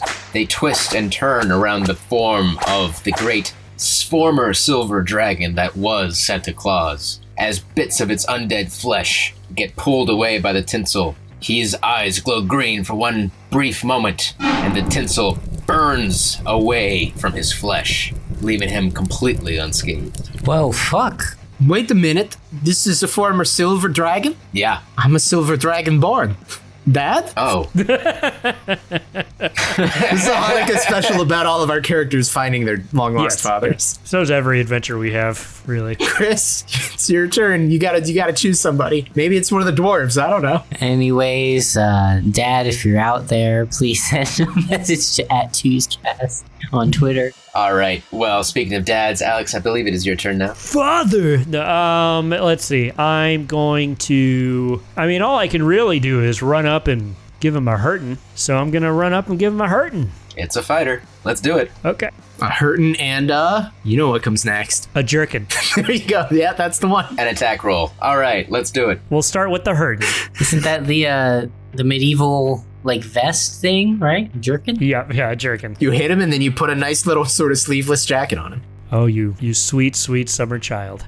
Okay. I'm gonna attack him with my Vorpal Greatsword, perfectly fitted for a 13-year-old boy. Sure. As it always is. I thought you were 15. Are you losing age now? What's going on here? I'm 13. I've always been 13. He's been 13 this whole time. Okay. I thought he was 15. I thought you were off to high school by now. Kids get so tall these days. I'm just a very mature 13-year-old who rolled a fucking natural 20, baby! Really? Yeah, dude. What? For real? Oh, fuck. Jingle, jingle, bitch. Wow. Okay, wait. If you roll a critical with a Vorpal sword? Yeah, something special happens. Okay, so when you attack a creature that has at least one head with this weapon, and roll a 20 on the attack roll, you cut off one of the creature's heads. The creature dies if it can't survive without the lost head. A creature is immune to this effect if it is immune to slashing damage. I'll give you that out. Wait. Doesn't have or need a head, has legendary actions, or if the DM decides that the creature is too big for its head to be cut off with this weapon. So there you go. Such a creature instead takes an extra 68 slashing damage from the hit. 68. Damn. Now, being that Santa is a Dracolich, which is a phrase I never thought I would say, That means he has legendary actions, which means that he probably can survive without his head. So he's just going to take the bonus damage, but that's still a big move. That's a big move. Big brain. I'm very proud of you. Thank you. He does have legendary resistance. Okay. I'm going to call it, but he's going to take that damage, and bravo for almost ending this podcast early. So I got things to do today. Anyway. That's why you pick up Vorpal swords. It's just like, listen, I'm tired of adventuring. It takes too long. I just want to cut things heads off in one go and be done with it. I am so proud of you. Let's go ahead and play this out. Young Billiam with all the pubescent rage. Yep, with all the pre-stuff flowing through his veins. He's going through changes. I'm getting hair where I didn't used to. You raise up the Vorpal sword your father bought for you that one time at Hot Topic, and you twist it hard into the air, catching the lich just as it comes down to gloat at you, and you slice hard into its neck, and nothing but hard, putrid gas that smells a whole lot like myrrh and Christmas tree comes spewing out at you. And how much damage do I have to roll now? Jesus. Hold on. Okay, I want to roll damage. Hold on. Okay, you do it. Boom! It's a lot of damage. Okay, so that's 27 first roll. Hold on. That's 27. Now plus the 6d8s. And that is 6 of them, please. Roll. Plus 32. So that's 27 plus 32. 59. 59. Almost nice. Y'all are so good at math and so fast. Okay. Oh, wait. You know what? Let's be fucking assholes and use that 1d12. Okay. While we're at it. There you go. You still have that. Go ahead and tack that on. And 59 plus 9. That's 68. Damn. So close. Ooh. Nice. Almost nice. But wait, Alex. Yeah? You're a battle master, aren't you? No, I'm a whatever. I'm another thing. I thought you were a battle master fighter. I'm another thing. Hold on. I forgot. I am a battle master. Yes. Yeah, you could use a maneuver. I'm going to use a maneuver. You can use a maneuver. You're really supposed to say you use a maneuver before you attack, but like... Well, it's a bonus action. If Harold will give this to us as another Hanukkah gift. So wait, hold on. Well, maneuvers are bonus actions, first off. I still technically have... Well, no, maneuvers are just something you do as part of an attack. Gotcha. Well, I still technically have 2 more attacks after this. My turn is nowhere near over. Jesus. Okay. Oh, God. All right. Wait, I thought you were charging. I thought you used charger to do this. No, I didn't. I just ran up. Yeah. I just said I go up. I didn't say I charge. He just ran up is different from a charge. Running up is different from charging. I get that. I totally get that. Gotcha. Okay. All right. Guys, I'm trying to be helpful here. You don't got to attack me now. I choose my words very deliberately. Yeah, Brian, you're wrong.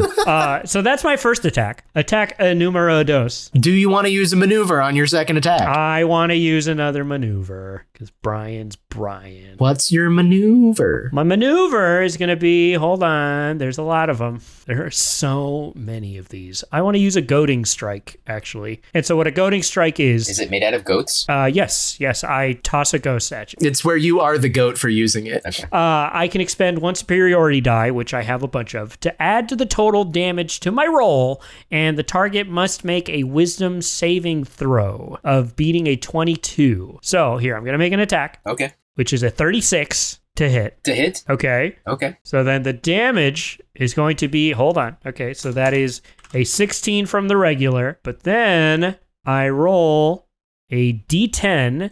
Okay, sorry for the pauses here, which adds 5. Alex apologizing to himself. I am. So that's 21 damage, but now you, to his own editing, as the dragon guy, have to roll a 22 to get out of that. It's a wisdom saving throw. Wisdom saving throw of 22. Wisdom saving throw of 22. Here we go. Let me know if it works.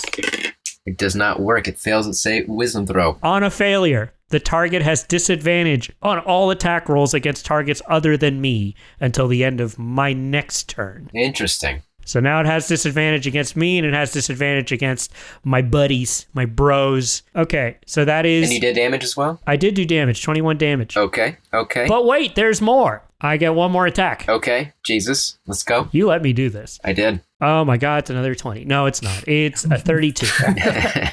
All right, a 32 is not a 20, but sure, let's go ahead. Let's do it. All right, and the damage is 16. 16. 15. 16 damage. You did that. All right. Okay, now that we get the hurtin', now we do the jerkin.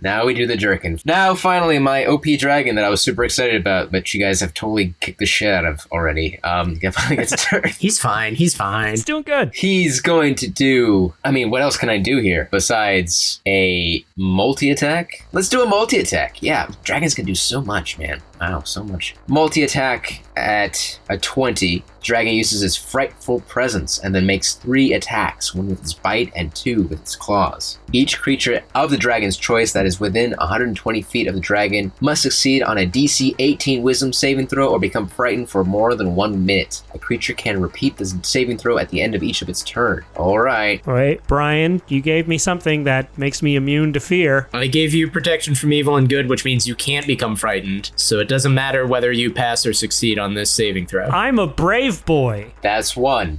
All right. Can I use shield as a reaction, or do I have to prep that? Shield is a reaction, but this isn't an attack roll. This is a wisdom save. Yeah. Oh shit, not wisdom. My dump stat. I'm not that wise. Fuck. 12. If I had planned out for this, I might have tried to... No, I couldn't have done it with my action. All right, well, I will just roll and hope that I roll well. Do I have any magic items that help with this? I don't think I do. You can suddenly have a last minute magic item because Harold didn't check. Oh, you fool. You didn't realize I had my helmet of anti-dragon fear on me. Hey, I gave you guys plenty of chances. I have a magic robe that protects me from all dragons. No, I just gotta roll and roll well. I didn't want to make it too easy here. Come on. Oh my god, I rolled an 18. Oh, 18. 18. All right. No one is afraid. That's good because fear is a weird mechanic. Nice try, pussy. But he will attack all 3 of you. A bite and 2 claw attacks. How is he hitting? We didn't go up there. Billiam's up there. Ow! It's a giant fucking dragon. It's got some reach. No. We stayed well back. We stayed well out of range. I clapped Billiam on the shoulder and said, "Go get him, Tiger," and I let him run in there to take the hits. Are you saying that Billiam is the only one available to be hit right now? Well, you have... I'm saying Billiam's the only bitch who's gonna get attacks on him here. And you have disadvantage. And I pointed my magic fingers from across the room. Billiam is our fighter. He's the one who's not squishy. Okay. Well, on those attacks then. Yeah, for everyone at home who might be wondering, we're 15th level, and when I asked Harold about equipment, I jokingly said, "Do you want us to go big mode and just take whatever magic items we want?" And he said yes, so we've got a lot of shit. I did. We do.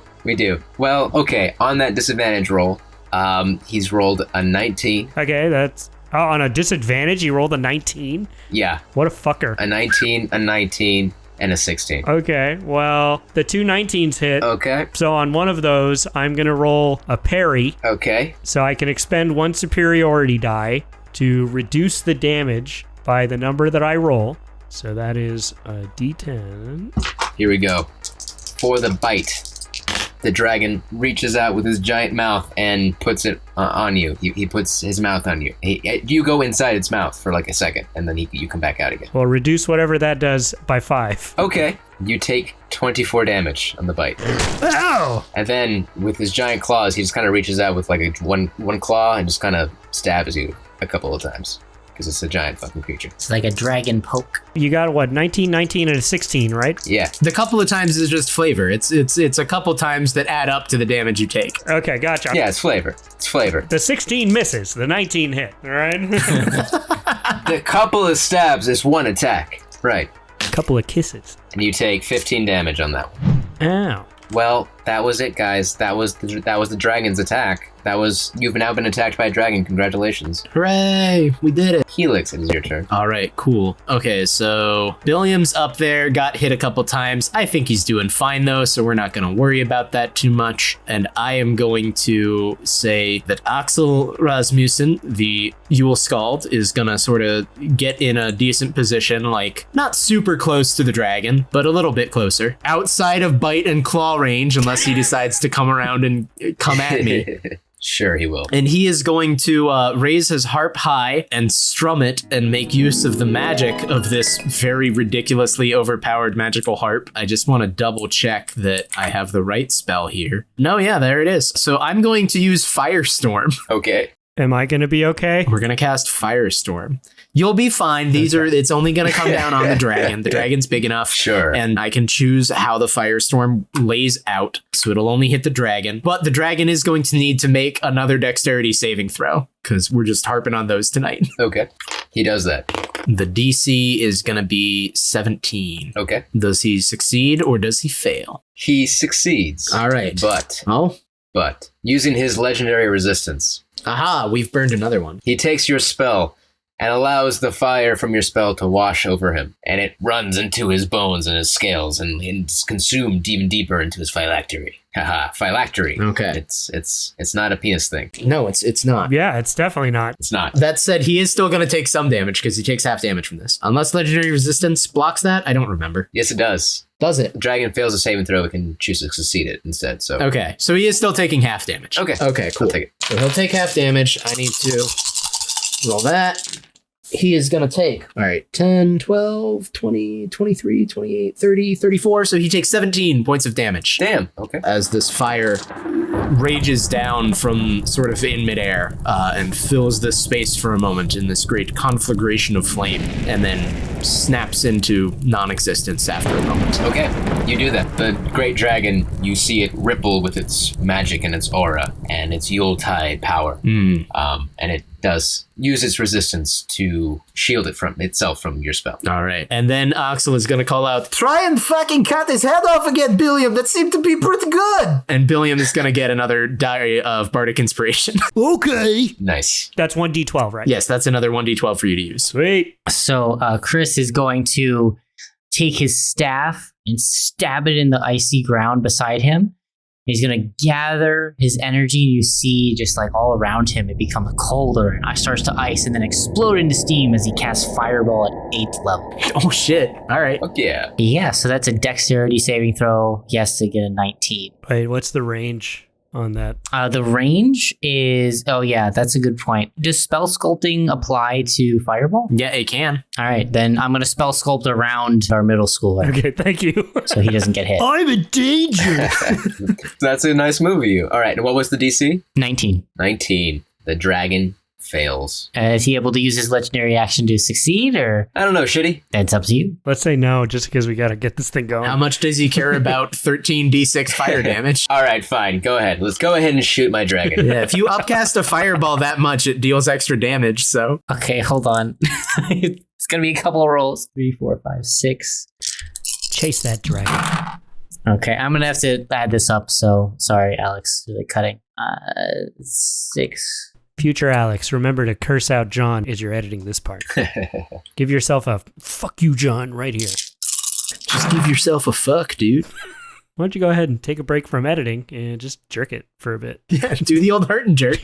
Just skip the hurt, go straight to the jerk. Hurting and jerking. You're hurt by John's counting of the dice. And I can only reconcile by jerking. Yeah.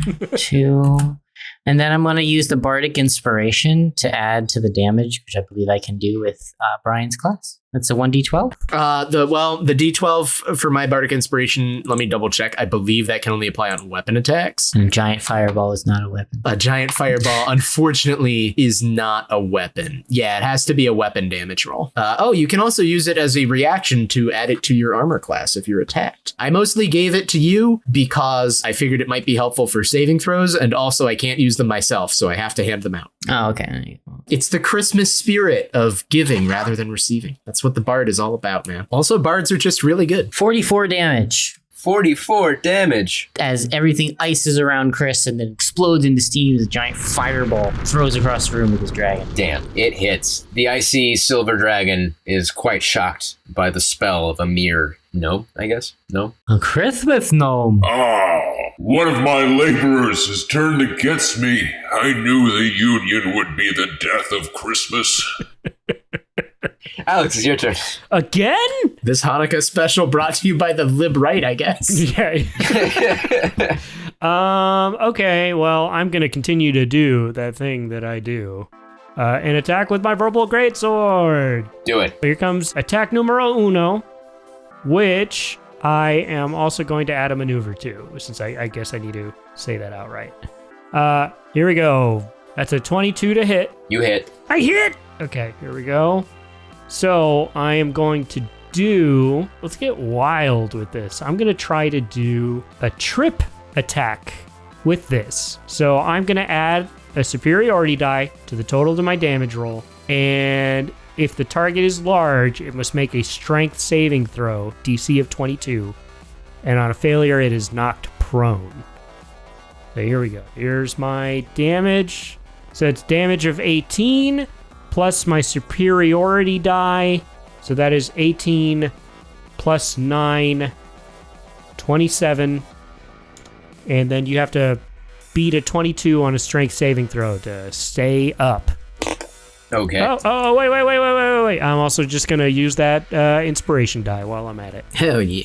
To hit? On the damage. 27 plus 12, 39 damage. 39 damage, and then you have to roll a 22 on strength to stay up on your feet. Okay.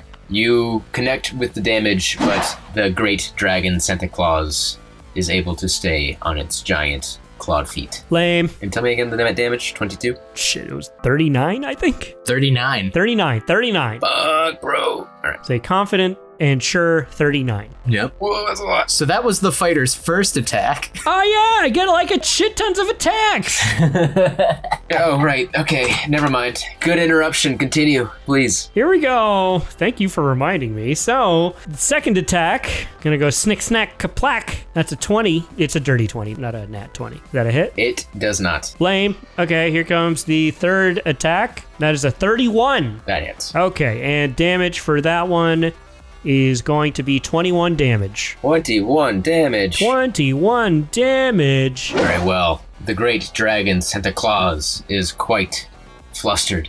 Surprised to be taken down by just 3 mere mortals who totally should have been outclassed by this giant spellcasting dragon I created, but I have really compressed, and also I don't think I did the stats right. But still, I know he can do one thing of all things. You see the dragon pull back its great dragony head and glow with incredible energy and blow out from its mouth a giant breath weapon attack. Cold wind fills the hall around you, and it uses its cold breath. Does the protection from good and evil apply to this, Brian? I don't think so. Let me double check. It's a DC of 20 Constitution. Ouch. Reaction shield. That doesn't work on saving throws. Damn it. But keep trying. It's got to be an attack roll. What started saving throw is it? Constitution. DC 20. Yeah, no, this does nothing for saving throws. 22. 22. Good job, little boy. Thank you, big man. 6. 6. All right, Constitution. I get this on a natural 20, so that would be pretty cool. Oh my god, I rolled a natural 20! Yeah! We're making it happen. Axel Rasmussen stays alive. The spirit of Christmas lives. He can't be put down. The spirit of Yule, excuse you. Bless you. Fantastic. What is half of 72? 36. Oh, shit. But Axel Rasmussen, being a silver dragonborn, is resistant to cold damage, and so he only takes half of that. Okay. Oh, so we still take half damage, even though we... Yes, you take half damage, boys. Lame. Yeah, so you guys are taking 36, unless you're resistant to cold damage. I'm not. Jonathan, the full force of the dragon blows 72 damage of cold breath upon you. Oh, shit. It's not good to just constantly heat up and then cool down. It's really not good for your body. Don't they call that icy hot? I mean, I thought that was something that's good for your muscles after you work out. It can be nice. And what are you down to now, Mr. John? Different for gnomes. He's at 30 hit points. He's fine. He's doing okay. He's good. Still alive for now. Okay. I believe that is all I can do. Only, you know what? Let's go ahead and do it. Legendary action as well. Only one legendary option can be used at a time, and only one at the end of another creature's turn. Okay. Is that right? Yeah, so technically he wouldn't be able to do it now because it was his turn, but you also haven't used them all fight long, so whatever. Just use one. Yeah, let's go ahead and do it. Yeah. Use one. They're fun. They're neat. They're cool. You're the DM. Do what you want. Yeah. What's he gonna do? What's he gonna hit us with? Let's go ahead and do it. He's gonna hit you with a wing attack. Oh, shit. Lame. Bam. Let's go ahead and do this. What an asshole. But that's a physical attack, right? Yeah. A disadvantage? Shield. Maybe. On disadvantage. I don't know who all the wing attack can hit. Is it hitting more than one of us, or is it only hitting your boy Billiam? Well, on a disadvantage, he's rolled 12 plus 21. He misses. Good job, dragon. So 33 to hit. Yeah, he hits. Bludgeoning damage. The dragon beats its wings. Each creature within 10 feet of the dragon must succeed on a DC 21 dexterity saving throw or take more damage. I'm not that close. Yeah, no, Billiam's the only one who's up there. Yep. Go, Billy, go! What was the DC again? 21. Cool, I missed that. I got a 17. So how much damage am I taking here? You're going to take 4d6. It could be like 3 damage if you want. You're the DM. You could do that. It doesn't have to be fatal. Yeah, no. Whoa. It's not fatal, but you do take 28 damage. Total? That's it? Yep, and the dragon shoots up into the sky, up into the high part of the cavern, which is about 100-something feet up. Is he like all the way up there? Yeah, he's up above you, just kind of like on the opposite end of the hall. What an asshole! That ruins my plan. I had a whole plan, Harold. You're ruining it. This is not a Hanukkah miracle. Yeah. Mm-hmm. Yep. That's my gift to myself, ruining Helix's plans. And Helix, it is your turn. Well, now if I'm a responsible bard and party member, I suppose I should probably heal the gnome. Or the beefy guy. Ugh. I mean, But that's boring. Fine. And we can make this dragon... he hasn't used his final legendary resistance, so we can try and blow through that. Okay. So I am going to... Which one is the better one to roll with here? I gotta check if one of these spells can even be used in combat, because I don't think it can. Yeah, no, that has a casting time of 1 minute, so that's not gonna work. Fuck it, we're gonna try and use suggestion on him. You're gonna try to use suggestion on the undead dragon? We're gonna try and use suggestion on the undead dragon. Okay. Axel Rasmussen strums a mighty chord on his harp, and it sounds really cool and badass. And he calls out, "How about you fight us down here instead of flying around on the ceiling like a little pussy, huh?" And so, great use of the word. Yeah, it's pussy. It's the one that needs to be done. Nice. The dragon needs to make a wisdom saving throw. Is this one that charms it? No, unfortunately not. What is the DC? The DC is going to be 17. Okay. Well, the dragon has succeeded his saving throw. Damn. Without having to use his legendary resistance. Ah, son of a bitch. Okay. Well, that's fine. I refuse your suggestion of doing things differently during the Christmas season. What an asshole. John, it is your turn. Yes. And then I'll slap, real quick, I'll slap my final Bardic Inspiration on Billy. Bill, you're slapped one more time with Bardic Inspiration. Ooh. So Chris will cast Phantasmal Killer at 7th level. Ooh. So they have to make a wisdom saving throw. If they fail, he becomes frightened. So the image, as Chris kind of does his little motions with his hands, an image of a child crying because Santa didn't deliver any presents, starts floating his way towards the dragon. I like that. Okay. That's interesting. 19. 19. Okay. Yes, Santa survives your attack. Ho, ho, ho. You don't think I know some children will go without Christmas this year? Sacrifices must be made for my Jessica. No. Did he succeed with or without using legendary resistance? He did. Without using legendary resistance. Okay.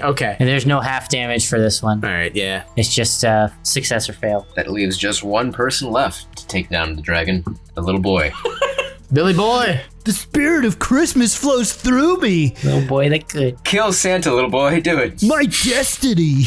I mean, I don't have anything that goes that far. I can shoot him with a crossbow. The dragon looks down and goes, "Is that Billiam Billingsley? Ho, ho, ho." You're fucking right it is. I knew you were naughty, Billiam, since the first day you fell out of your mother. Ho, ho, ho. She went for a standing birth. You shouldn't laugh at that. And I'm gonna shoot him with a crossbow. Do it. Come on, Billy. Oh, fuck. It's an 18. Wait, it's an 18 with inspiration. That's right. 1d12. Do it. It's a 12! Hell yeah! That's a 30 total! Yeah, boy. Hell yeah. What? And then I'm gonna use one of my maneuvers while I'm at it. Okay. Goad him, please, so that he doesn't smack the rest of us. I am gonna use Goading Strike. So that is 10 damage plus 10, so that's 20 damage. And then, due to it being a goading strike, the dragon must try to beat a wisdom saving throw of 22. It wins when it gets to 22, right? Yeah. Wait. If it equals the save DC, it's a pass. Damn it. Yeah, okay. Unfortunately. Yep. Yep. But how much damage did you do? I did 20 damage. You did 20 damage? I did! Is that exactly how many damage it needed to die? No, it didn't. Lame. But it is quite close to death. You see its body is slack. Pieces of it have fallen off. Only the magic around its neck seems to be holding the body of old Saint Nick together. Wait, I get another attack! I get more attacks! What? No, crossbows have loading. Unless you have some way around that, you can only shoot them once. I can't use one action to reload and then the last one to shoot it? No. I can't throw my Morning Star? I mean, you could. You can't throw it 100 feet. You don't know that. It's Christmas. Wait, so is he in the air right now? He's in the air. He's about 100 feet up. That crossbow was all he had. He's about 80 feet up, yeah. Yeah, okay. Yeah, I'm not going to throw anything that far. Okay, that was fun. All right. Then Christmas Nick has one more chance to end this podcast early. Here he comes. He uses now at the end of your turn his legendary action to a tail attack both you and Brian. Oh, fuck. So 2 attacks coming in at this turn. His giant tail, he flies down. When one swoop, he slams his tail into the ground, dragging it across the hall and into your path. Okay. And okay. Alex, would a 29 hit? Ha! Joke's on you. It would. Yeah, it would. Wait, is that still rolled with disadvantage, though? It is. Okay, damn. Damn it. Fuck. Brian, how about a 26? That's gonna hit me. Okay. The big oof. Here comes the big oofers. Oh, that's not so bad. It's only a couple of die-8s. It's a lot of oofers. That's fine, we'll be okay. Let's see. Alex, that's 20 damage to you. Ow. And 17 damage to Brian. Can I use a reaction and parry some of that away from me? I don't know, can you? Yes, I can. I can use a reaction and parry some of that away. All right, and I need to do a Constitution saving throw to keep up my concentration spell on Alex. Yeah, do that. I'm fine. So I'm going to do 1d10 and I'm going to be able to parry away. I parried away 6 damage. You parried away 6 damage. Yeah, so how much was the damage again? 29 minus 6. Okay, so that's 23 damage. There you go. Oh. Is that right? Yeah, that's right. Audience, feel free to write us in. Tell us if that was right or not. Thank you. Yeah, tell us if the math is all over the place on this one. Yeah. And we'll just ignore it. So we will not go back and change the episode. Nope, we don't change anything. We leave everything that's going to get us sued right there, just in case. Yeah. Hey guys, Billy is not doing great. Just so you know. Uh-oh. He's fine. He's fine. He's fine. Don't worry about it. He's fine. It's the dragon's turn. He's fine. There goes the dragon's 2 attacks. It flies slightly above you. It's just only about 20 feet above your heads. What do you do? The giant body of the old Saint Nick floats above you, naked in its deathly form. The parts of the dragon flesh off and rain down upon you. Oh, is that all he was doing? Yeah, he's got 2 attacks. That was a lot. That was a lot, guys. Come on. Well, I thought that was his legendary action. I thought he was going to take his full turn now. I did. He had 2 attacks. Oh, okay, cool. I just added 1. Rad. Okay. I will go ahead. Who needs it more, Billy, or who needs some healing? Do Billy. All right, Billy. Yeah? You're going to get a 5th level healing word coming your way, my boy. All right. So that's going to be a lot of D4s, which are everyone's favorite to roll because they roll so well. And to step on. Yeah, they're such a good time. All right, so that is 3, 7, 10, 11, 12. So you get 16 hit points back. What? Congratulations. Thank you. It's something. And then Oxel is going to raise his mighty hammer high again and just fucking chuck it at the dragon twice. Okay, let's do it. And hope that we make some stuff happen here. So first attack is going to be 25. To hit? Okay. Yes, 25 to hit. Does that hit? It does. All right, cool. The dragon is going to take 21 damage as the hammer collides with it heavily. Okay, hold on there. As your hammer strikes the dragon, he looks incredibly confused, as though coming to his senses for one last moment. Okay. Suddenly, the dragon drifts to the ground in front of you and retakes the form of old Saint Nick. Now the old man seems disheveled and hurt. His robe open, his big glistening belly in front of you. He falls to the ground. What have I done? Oh, no. Now all the children will have no one for Christmas this year. Oh, Jessica, I'll see you soon. Ho, ho. And with that, the body of Santa Claus dissipates into the ground, and the horrifying, monstrous, Christmas-themed necklace that became his phylactery clatters to the ground next to the pile of dust that was the great dragon, Santa Claus. Fireball. Well, I have a second attack, so yeah, I'm gonna hit it with my hammer just in case. We learned from past mistakes with Yuletide. This happens every time. You don't kill the dragon phylactery, and then they come back. I don't know how many different variations of Santa Claus I've had to kill over the years, but yeah, we're gonna go ahead and smash the hammer down on the phylactery with this one. While they do that, I'm gonna pee on it like a Calvin windshield sticker.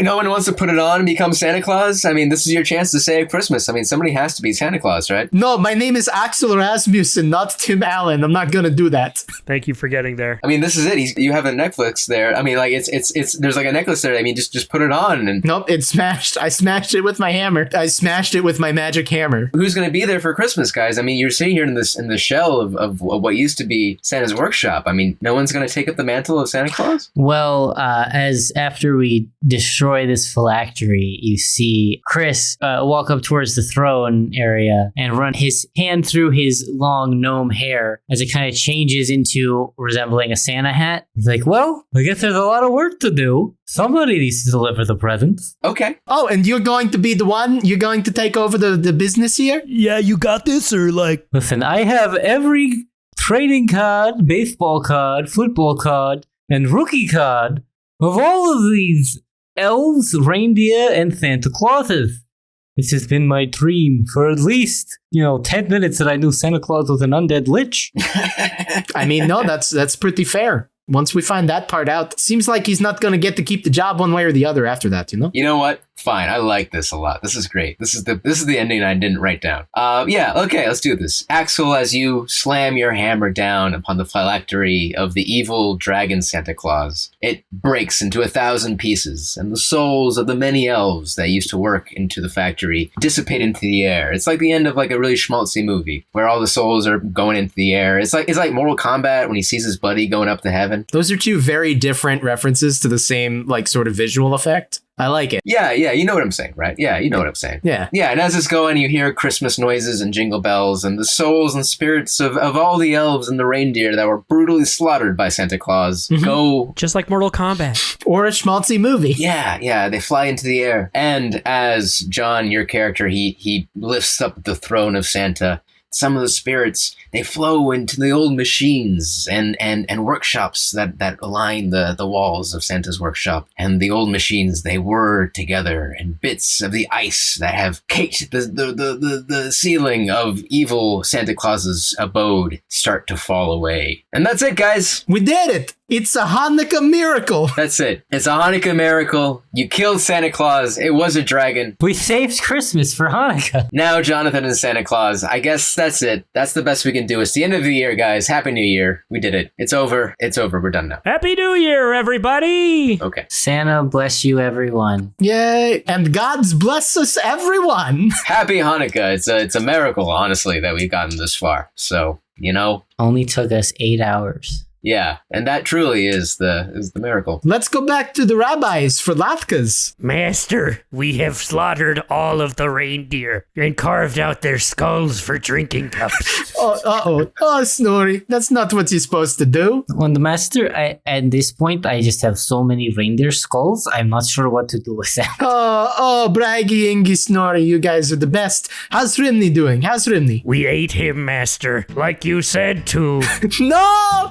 That's what he's for. We can get another Rimney. I mean, honestly, I couldn't think of anything better to do for Hanukkah than go and slaughter and kill the images of Christmas. You know what, Harold? We came in with closed arms. They were not open, but this is, if I may say so, this has been a pretty good dang old Hanukkah special. Not so bad, huh? Not too bad at all. It's, it's not quite 8 gifts, but I kind of gave you one big gift and a lot of little tiny gifts. So I hope that makes up for it. See you next year, everybody. Happy New Year, everybody. Don't write. Woo!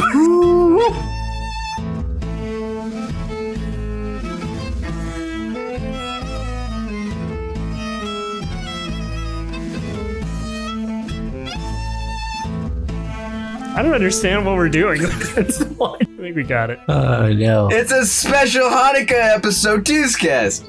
Alex? Yep. It's a Hanukkah special. Cast 2. Yes. This is it. Killing it.